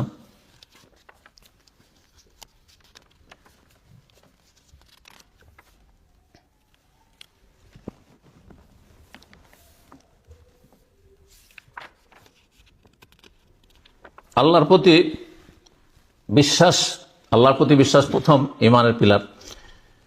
এর ফলাফল সম্পর্কে শাইখুল ইসলাম রাহিমাহুল্লাহ আলাইহি বলছেন, 3টি বিষয় বলেছেন। এই 3টি বিষয় বিশেষ উল্লেখ করে দিই। তিনি বলছেন যে আল্লাহর প্রতি বিশ্বাস করলে কি হয়? তাহকিক ও তাওহীদিল্লাহ তাআলা, আল্লাহর তৌহিদের বাস্তবায়ন হয়। আল্লাহর তৌহিদের বাস্তবায়ন। আর আল্লাহর তৌহিদে যদি বাস্তবায়ন করতে পারেন, মানে প্র্যাকটিক্যাল করতে পারেন, তাহলে জান্নাতে যাবেন। ইমাম মোহাম্মদ আব্দুল্লাহ রহমতুল্লাহর কিতাবুত তাওহীদে একটি চ্যাপ্টার নিয়ে এসেছেন, যারা কিতাবুত তাওহীদের হয়তো লেখাপড়া করেছেন বা নিজে পড়েছেন। মান হাক্কাকা তাওহীদ দাখালাল জান্নাতা বিলা হিসাবিন ওয়ালা আযাব। যেই ব্যক্তি তাওহীদের বাস্তবায়ন করবে সেই ব্যক্তি বিনা হিসাব আর বিনা আযাবে জান্নাতে যেতে পারবে। তাওহীদের বাস্তবায়ন হবে যদি আল্লাহর প্রতি আপনার ঈমান সত্যিকার অর্থে যেইভাবে আল্লাহ চেয়েছে সেভাবে হয়। তাওহীদের বাস্তবায়ন যখন হবে তখন আপনি আল্লাহ ছাড়া কারো কাছে আশা করবেন না, আল্লাহ ছাড়া কাউকে ওইরকম ভয় করবেন না, আল্লাহ ছাড়া কারো ইবাদত বন্দি করবেন না, আল্লাহর হক কাউকে সামান্যতম দিবেন না আপনি। জি। 2 নম্বর উপকারিতা আল্লাহর প্রতি ঈমানের, সেটি হচ্ছে যে আল্লাহর ভালোবাসা। আল্লাযীনা আমানু আশাদ্দু হুব্বান লিল্লাহ। যে আল্লাহর প্রতি ঈমানদার বিশ্বাস করে সে দুনিয়ার মায়া মমতা প্রাকৃতিক থাকবে, স্ত্রীকে ভালোবাসা, ছেলে মেয়েদের ভালোবাসা, আর তারপর খাবার দাবার ভালোবাসা, পানিকে ভালোবাসা, প্রাকৃতিক ভালোবাসা আছে, বিভিন্ন ভালোবাসা, দুনিয়ার কিছু স্বার্থে কারো সাথে আপনার খাতির আছে, ভালোবাসা আছে, সেটা ভিন্ন বিষয়। কিন্তু হ্যাঁ, আশাদ্দু হুব্বান লিল্লাহ, সবচেয়ে বেশি আল্লাহকে ভালোবাসবে, আল্লাহর ভালোবাসা সবচেয়ে বেশি হবে, আর তারপরে রাসূলুল্লাহ সাল্লাল্লাহু আলাইহি ওয়াসাল্লামের ভালোবাসা এবং আল্লাহ রাব্বুল তাজিম। তার সুন্দর সুন্দর নাম রয়েছে, সুন্দর সুন্দর গুণাবলী রয়েছে, তিনি আমাদের জন্য সব সময় লেগে আছেন। সুবহানাল্লাহ, কার কি প্রয়োজন চিন্তা করুন তো দেখি। সব প্রয়োজন মিটাচ্ছেন আল্লাহ রাব্বুল আলামিন, সমস্ত সৃষ্টির খবর রাখছেন এবং রিজিক পৌঁছাচ্ছেন। 3 নম্বর যে বিষয়টি সেটি হচ্ছে যে আল্লাহর প্রতি ঈমান যদি সত্যি ঈমানদার হয় তাহলে তাহকিক ও ইবাদতে আল্লাহর ইবাদতের বাস্তবায়ন হবে কিভাবে?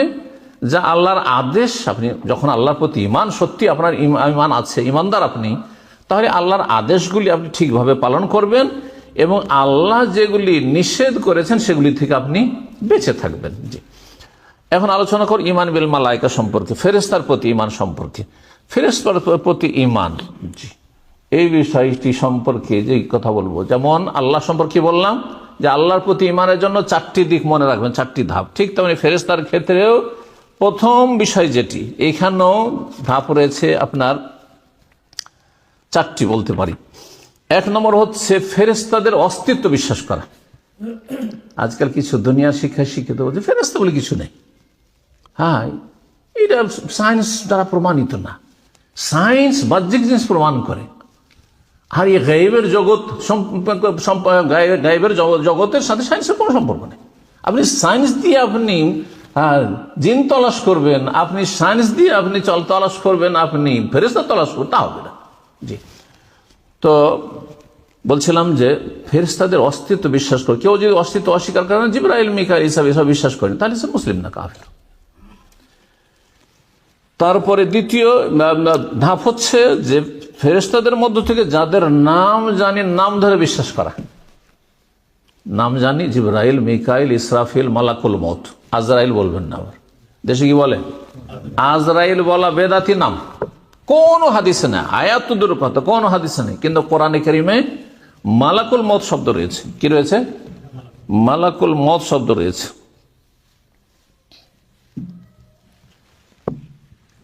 কুল ইয়াতাওয়াফাকুম মালাকুল মউতিল্লাযী উক্কিলা বিকুম সুম্মা ইলা রাব্বিকুম তুরজাউন, সূরা সিজদাতে রয়েছে।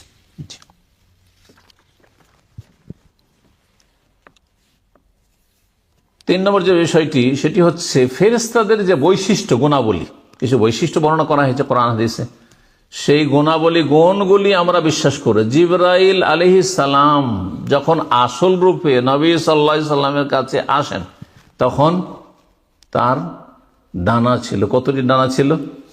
600টি ডানা ছিল। মাশাআল্লাহ, এইগুলি হচ্ছে বৈশিষ্ট্য। এইরকমই যেসব বৈশিষ্ট্যগুলি রয়েছে ফেরেশতাদের সম্পর্কে সূরা ফাতিহা আল্লাহ বর্ণনা করেছেন যে ওলি আজনিহাতিন মাসনা ওয়া সুলাসা ওয়া 3 ডানা বিশিষ্ট, 4 ডানা বিশিষ্ট। জি। তারপরে ফেরেশতাদের সম্পর্কে নবী সাল্লাল্লাহু আলাইহি সাল্লামের কাছে কখনো মানুষের রূপ ধারণ করে জিবরাইল আলাইহিস সালাম আসতেন, তাহলে ফেরেশতা মানুষের রূপ ধারণ করতে পারে, এগুলো বিশ্বাস করা। 4 নম্বর যে বিষয়টি সেটি হচ্ছে ফেরেশতাদের যে কার্যক্রম, যেই কাজগুলির কথা কোরআন এবং সুন্নাহয় রয়েছে সেই কাজগুলি বিশ্বাস করে। যেমন কোরআনে কারিমে রয়েছে যে ফেরেশতারা ইউসাব্বিহুনা আল-লাইলা ওয়ান-নাহারা লা ইফতারুন, রাত দিন তাসবিহ করে কিন্তু তারা ক্লান্ত হয় না, তারা এই পানাহার করে না কিন্তু তাসবিহ তাহরির সবসময় করে, তাদের কোনো ক্লান্তি নেই, আমাদের ক্লান্তি রয়েছে ইত্যাদি। আর তাদের তসবির কথা রয়েছে, আরো যেসব তাদের কাজকর্মের কথা রয়েছে। কেরামান কাতিবিন সম্মানিত ফেরেশতারা আমলনামা লিখতে আছে। তারপরে যার আল্লাহ হেফাজত করতে চান, হেফাজতের জন্য ফেরেশতা নিযুক্ত রয়েছে। হেফাজতুল মালায়েকা মানে শুধু আমল লিখা না, আমল লিখার যেমন সংরক্ষণ করা ঠিক তেমনি যাকে আল্লাহ বাঁচাতে চান, রক্ষা করতে চান, দুর্ঘটনায় আল্লাহ হেফাজত করতে চান, হেফাজতের জন্য আল্লাহ নিযুক্ত রেখেছে। এইভাবে বিভিন্ন ফেরেশতার যে আমলের কথা রয়েছে সে আমলগুলি বিশ্বাস করা। মাইয়াতকে দাফন করার পরেই মুনকার নাকির ফেরেশতা এসে জিজ্ঞাসা করে, এগুলো বিশ্বাস করা। জি। তারপরে মাতৃগর্ভে যখন গর্ভধারণ করে, তারপরে 120 দিন হলে ফেরেশতাকে নির্দেশ দেওয়া হয় ফেরেশতা পাঠান, এসব বিশ্বাস করা। ফেরেশতার প্রতি যদি ঈমান আমরা নিয়ে আসি তো তার ফলাফল সম্পর্কে ইবনে উসাইমিন রাহিমাহুল্লাহ বলছেন, আল ইলমু বিআজমাতিল্লাহি তাআলা ওয়া কুওয়াতি ওয়া সুলতানি, আল্লাহর আজমত, বড়ত্ব, মহত্ব এবং তার শক্তি ক্ষমতা সম্পর্কে জ্ঞান হাসিল করলাম যে আল্লাহ রাব্বুল আলামিন সর্বশক্তিমান, যিনি আমাদের স্বার্থে ফেরেশতা মালায়েকাকে সৃষ্টি করেছেন। এবং আল্লাহর এই বিশাল সৃষ্টি যে ফেরেশতা রয়েছে, জিবরাইল আলাইহিস সালামের 600টি ডানা, তাহলে জিবরাইলের যদি অবস্থা হয় তো কোথায় স্রষ্টা সৃষ্টিকর্তা রাব্বুল আলামিন। জি, আল্লাহ রাব্বুল শুকরিয়া আদায় করা দ্বিতীয় ফায়দা, যা আল্লাহর শুকরিয়া আদায় করেছে। আল্লাহ আমাদের বিভিন্ন কাজের জন্য ফেরেশতা আল্লাহ রাব্বুল আলামিন নিযুক্ত রেখেছেন যা আমাদের জন্য উপকারী।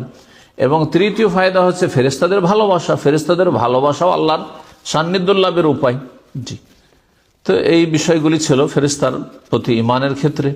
তারপরে কিতাব সমূহের প্রতি ঈমান। এই ক্ষেত্রে কোরআনে কারীমের প্রতি ঈমান হবে বিস্তারিত, অর্থাৎ শুরু থেকে শেষ পর্যন্ত। যেমন বিশ্বাস করবেন যে এটি আল্লাহর কিতাব, সুরক্ষিত মাহফুজ কিতাব, ঠিক তেমনি বিশ্বাস করবেন প্রতিটি আদেশ, নিষেধ, হুকুম, আহকাম, ঘটনাবলী যা কিছু কোরআনে কারীমে আছে, যে কোনো বিষয়ের সাথে সম্পর্ক হোক না কেন।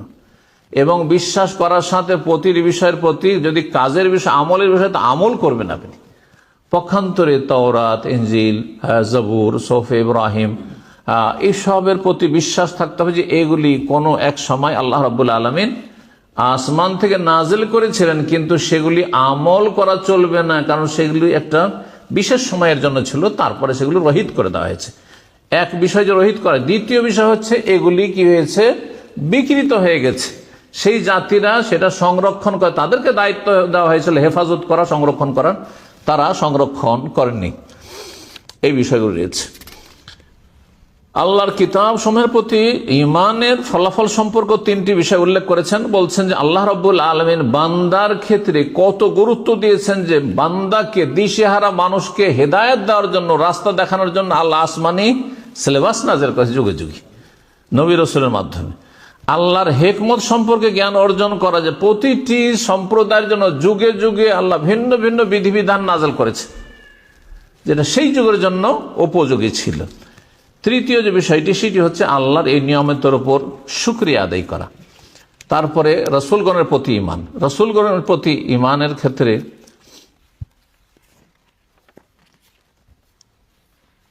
এখানেও চারটি কথা বলেছেন। রাসূলগণের প্রতি ঈমানের জন্য প্রথম বিশ্বাস করবেন যে যেই রাসূলগণ এসেছেন তারা আল্লাহর পক্ষ থেকে, তাদের রিসালাত সত্য, তাদের পেগাম আল্লাহর পক্ষ থেকে সত্য। দ্বিতীয় যে বিষয়টি, সেটি হচ্ছে তাদের যাদের নাম আমরা জানি তাদের নাম ধরে বিশ্বাস করা। কোরআনে কারীমে কতজন নবীর নাম রয়েছে? 25 জন নবীর নাম রয়েছে। 25 জন নবীর 18 জন নবীর কথা সূরা আনআমে আল্লাহ রাব্বুল আলামিন বর্ণনা করেছেন কয়েকটি আয়াতে। তো এই 25 জন নবীর নাম ধরে বিশ্বাস করা, এই 25 জন নবীর মধ্য থেকে 5 জন নবীকে আল্লাহ রাব্বুল আলামিন উলুল আজমি মিনার রাসূল, সবচেয়ে শ্রেষ্ঠ রাসূল, দৃঢ় প্রতিজ্ঞ রসুল বলেছেন আল্লাহ রাব্বুল আলামিন। তাদের 5 জনের নাম কমপক্ষে মুখস্থ রাখা। বলেন তো তারা কারা? জি, নূহ, ইব্রাহিম, মূসা, ঈসা, মুহাম্মাদুন আলাইহিমুস সালাতু ওয়াস সালাম। জি, এই পাঁচজন নবীর নাম সূরা শুরার আয়াত নম্বর 13-তে রয়েছে, শুরার আয়াত নম্বর 13-তে রয়েছে এবং সূরা আহজাবের আয়াত নম্বর 7-এ রয়েছে, দুটি আয়াত রয়েছে। যাদের নাম জানি না, অনেক নবী রাসূল এসে যাদের নাম আমরা জানি না, কিন্তু আমরা বিশ্বাস করি যে তারা নবী হয়ে থাকেন, তো আমরা বিশ্বাস করি আল্লাহু তাআলা। 3 নম্বর যে বিষয়টি, যে যা সত্য ঘটনা নবী রাসূলগণের, সেগুলো আমরা বিশ্বাস করব। আর সত্য ঘটনা কোনটি? আপনি বই পুস্তকে এমনি পেলে বিশ্বাস করবেন না। যেই কিতাব সুরক্ষিত কোরআনে কারীম, তাহলে কোরআনে কারীমে যে নবী রাসূলগণের কাহিনী রয়েছে, আদম আলাইহিস সালামের ঘটনা, মূসা আলাইহিস সালামের ঘটনা, ইউসুফ আলাইহিস সালামের ঘটনা, একসাথে সূরা ইউসুফ বিস্তারিত আল্লাহ বর্ণনা করেছেন, বিশ্বাস করতে হবে। এগুলি বিশ্বাস করে, যেগুলি কোরআনে কারীমে যদি বা হাদিসে যদি কোনো ঘটনা সত্যায়ন করা হয়, নবী সাল্লাল্লাহু আলাইহি ওয়াসাল্লাম সত্যায়ন করেছেন আর আগের কিতাবে রয়েছে, বাইবেলে রয়েছে, তাহলে বিশ্বাস করি। রাসূলগণের প্রতি ঈমানের উপকারিতার ক্ষেত্রে উল্লেখ করেছেন লেখক, কিন্তু সময়ের স্বল্পতার জন্য আর সেদিকে যাচ্ছে না। পরকালের প্রতি ঈমান, পরকালের প্রতি ঈমানের অনেকগুলি স্তর রয়েছে, মরণ থেকে শুরু পরকাল, আর শেষ কোনখানে? ফারিকুন ফিল জান্নাহ ও ফারিকুন ফিস সাইর, একদল জান্নাতে আর একদল জাহান্নামে। জি, তো এই ক্ষেত্রে পরকালের প্রতি ঈমানের ক্ষেত্রেও শেখ ইবনে উসাইমিন রাহিমাহুল্লাহ বলছেন যে এখানে 3টি বিষয় মনে রাখতে, বিশেষ করে আল ঈমান বিল বাস, মানুষ মারা যাওয়ার পরে এক্সপায়ার হয়ে গেল, আর কিছু হবে না এমন কথা নেই। যদি এটা কেউ বিশ্বাস করে যে শেষ, এটাই শেষ, তাহলে সে মুসলিম হয়নি। দুনিয়া থেকে সে বিদায় হয়েছে, কিন্তু পুনরুত্থান হবে। আল ঈমান বিল বাস মানে আবার উঠানো হবে, ইয়াউমা ইয়াকুমুন নাসু লিরাব্বিল আলামিন, উঠানো হবে। জি, প্রথমবার যিনি সৃষ্টি করতে সক্ষম, তার জন্য দ্বিতীয়বার পুনরায় পুনর্জীবিত করা সহজ। আল্লাহ কোরআন কারীমের ইরশাদ, সূরা আম্বিয়া আয়াত 104 ইরশাদ করেছেন, সুম্মা ইন্নাকুম বা'দা যালিকা লামাইয়াতুন সুম্মা ইন্নাকুম ইয়াওমাল কিয়ামাতি তুবাসসুন, সূরা মুমিনুন আয়াত 15-16-তে আল্লাহ ইরশাদ করেছেন।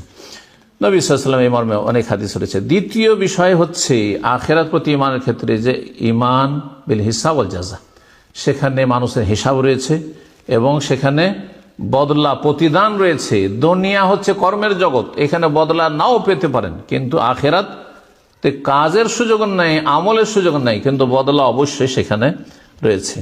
তৃতীয় যে বিষয়টি সংক্ষেপে, সেটি হচ্ছে জান্নাত এবং জাহান্নাম বিশ্বাস করা, জান্নাত এবং জাহান্নাম বিশ্বাস করা। এছাড়াও বহু বিষয় রয়েছে, শাইখও সংক্ষেপ করে দিয়েছেন। আপনার কবরের জীবনে, কবরের নিয়ামত, কবরের আযাব। কবরের আযাব কথাটি আমাদের দেশের মানুষরা জানে, কিন্তু কবরে যে নিয়ামত রয়েছে এক মানুষদের জন্য, এটা একটা গুরুত্বপূর্ণ দিক রয়েছে সমান সমান। তারপরে আখিরাতে বিভিন্ন আরো স্তরগুলি রয়েছে, সিরাত রয়েছে, কান্তারা রয়েছে, আর তারপরে আল্লাহ রাব্বুল আলামিনের রুইয়াত রয়েছে, ইত্যাদি ইত্যাদি আরো বহু বিষয় রয়েছে। তো ইনশাআল্লাহ তাআলা কোন এক সময় আল্লাহ তৌফিক দিলে সে বিষয়গুলি নিয়ে আবার আলোচনা করা যাবে। আল্লাহ রাব্বুল আলামিন যেন তৌফিক দান করেন বারবার আমাদেরকে। শেষ বিষয় 5টি থেকে 6 নম্বর, সেটি কি বাকি আছে? আল ঈমান বিল কদর, তকদির, আল কাযা ওয়াল কদর। আকীদার উলামায়ে কেরামগণ তকদিরকে আরবি ভাষায় কদর বলেন আর কাযাও বলেন। কাযা মানে আল্লাহর চূড়ান্ত ফয়সালা, আর কদর মানে হচ্ছে সুপরিমিত করা, নির্ধারিত করা। তকদিরের প্রতি ঈমানের ক্ষেত্রে 4টি কথা মনে রাখবেন, অর্থাৎ তকদিরের প্রতি ঈমানের 4টি স্তর রয়েছে। এটা দিয়ে আজকের আলোচনা শেষ করি। 1 নম্বর হচ্ছে ইলমুল্লাহ তাআলা, আল্লাহর ইলম। যা কিছু ঘটছে, ঘটবে, কিয়ামত পর্যন্ত যা কিছু হবে, সব আল্লাহ জানেন, সম্যকভাবে তিনি জানেন। এই নয় যে যেমন কোনো একটা কিছু ঘটতে যাচ্ছে, আমরা কিছুই জানি না, ঠিক না? জানি 1 সেকেন্ড পরে কি হবে বলতে পারবে না কেউ। সামনে যা আছে তাই জানছেন, কিন্তু তাই না? অতীতের যেটুকু নলেজ আছে সেটুকু জানছেন, কিন্তু ভবিষ্যতের 1 সেকেন্ড পরে কি হবে তা আমরা জানি না। রব্বুল আলামিন সবকিছুই জানেন, সবকিছুই জানেন আল্লাহ রাব্বুল ইলমুল্লাহ তাআলা। 1। 2 নম্বর হচ্ছে কিতাবাতুল্লাহ, আল্লাহ রাব্বুল সবকিছু লিখে রেখেছেন। যা কিছু আল্লাহ জানেন সৃষ্টিকুল সম্পর্কে, সবই জানেন, আর সবকিছু কি করা আছে? লেখা আছে। এই দুটো স্তরের কথা একই আয়াতে আল্লাহ সূরা হজর 70 ইরশাদ করেছেন, আলাম তাআলাম আন্নাল্লাহ ইয়ালামু মা ফিস সামাই ওয়াল আরদ। তুমি কি জানো না যে আসমান জমিনে যা কিছু আছে সব আল্লাহ জানেন? তা ইলমুল্লাহ হয়ে গেল। ইন্না যালিকা ফি কিতাব, আর এটি আল্লাহ লিখনিতে রয়েছে, মানে আল্লাহ লিখেও রেখেছেন লহে মাহফুজে। ইন্না যালিকা আলাল্লাহি ইয়াসির, এটি আল্লাহর জন্য সহজ। তাহলে এই দুটি স্তরের দলিল, একটি আয়াত সূরা হজের 70 যথেষ্ট। তৃতীয় যে বিষয়টি স্তর এই মানে মারাতেবুল কদরের ক্ষেত্রে, সেটি হচ্ছে মাশিয়াতুল্লাহ তাআলা, আল্লাহর চাওয়া। আল্লাহ চাওয়ার বিরুদ্ধে কিছু হয় না। আল্লাহ চেয়েছেন বলে আমি আপনি মুসলিম হতে পেরেছি। আল্লাহ সে সৃষ্টিগত ক্ষেত্রে হোক অথবা শরীয়তের ক্ষেত্রে হোক, আল্লাহর চাওয়ার বিরুদ্ধে কোনো কিছু হয় না। আল্লাহ চেয়েছেন বলে এই মজলিসে আসা নসিব হয়েছে। কথা বুঝতে পারছেন না? আল্লাহ চেয়েছেন বলে আজকে আপনি খাবার পেয়েছেন, পানি পেয়েছেন। আল্লাহ চেয়েছেন বলে আপনি যেখানে বসবাস করছেন নিরাপদ আছেন। যেখানে মানুষ বিপদে আছে সেটাও আল্লাহ চেয়েছেন। এক কথায় আল্লাহর চাওয়ার বিরুদ্ধে কোনো কিছু হয় না। তাহলে বলবেন যে পাপ হচ্ছে যে পৃথিবীতে, সেগুলি আল্লাহ চাওয়ার বিরুদ্ধে নাকি? এইখানে গিয়ে কিন্তু বিব্রত। মানুষ হারাম কাজ করছে, শিরিক করছে, কুফরি করছে, পাপ করছে, হারাম রোজগার করছে, হারাম খাচ্ছে, শুকুর খাচ্ছে, কুকুর খাচ্ছে, বানর খাচ্ছে, সব আল্লাহর ইচ্ছাই না ইচ্ছার বিরুদ্ধে?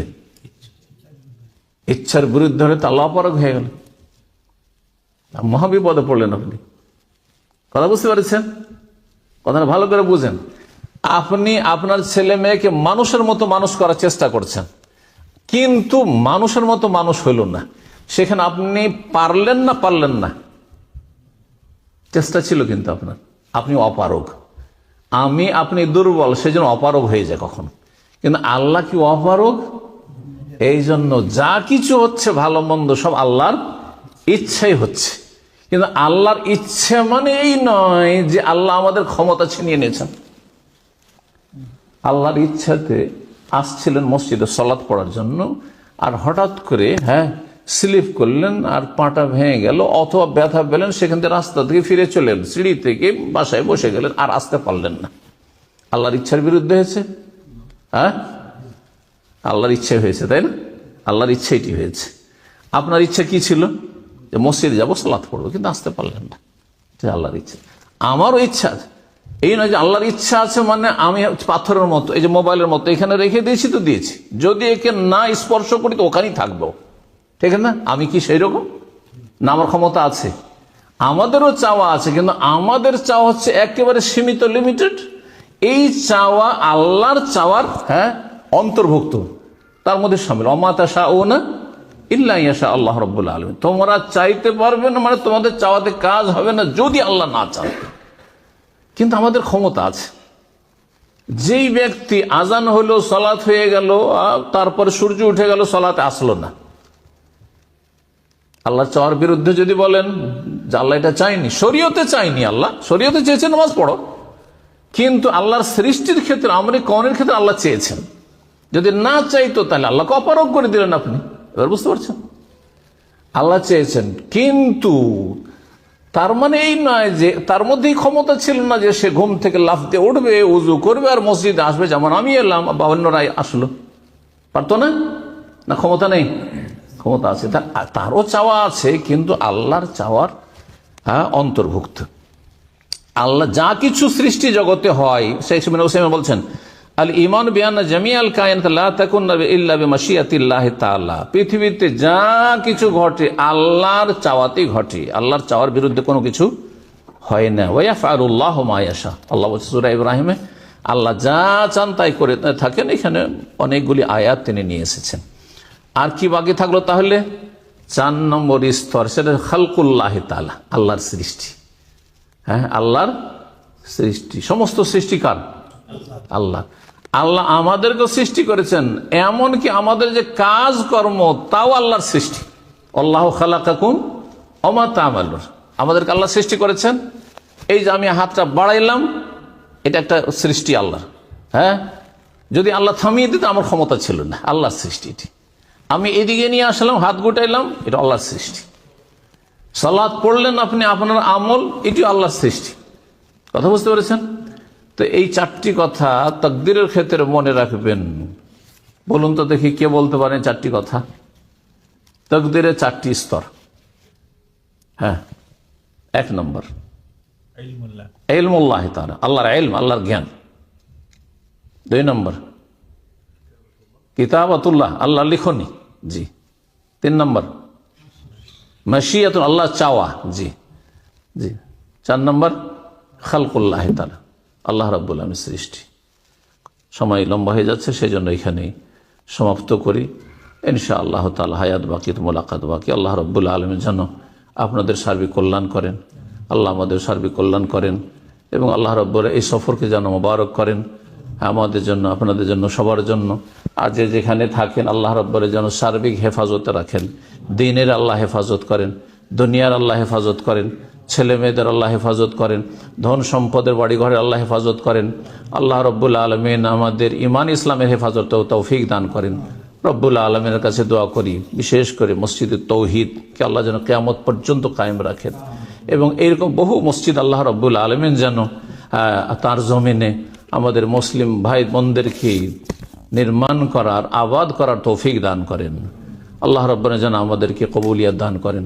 রব্বানা আতিনা ফিদ দুনিয়া হাসানা ওয়া ফিল আখিরাতি হাসানা ওয়া কিনা আযাবান নার। রব্বানা যালামনা আনফুসানা ওয়া ইল্লাম তাগফির লানা ওয়া তারহামনা লানাকুনান্না মিনাল খাসিরিন। সাল্লাল্লাহু ওয়া সাল্লাম আলা নবিয়িনা মুহাম্মদ ওয়া আলা আলিহি ওয়া সাহবিহি আজমাইন।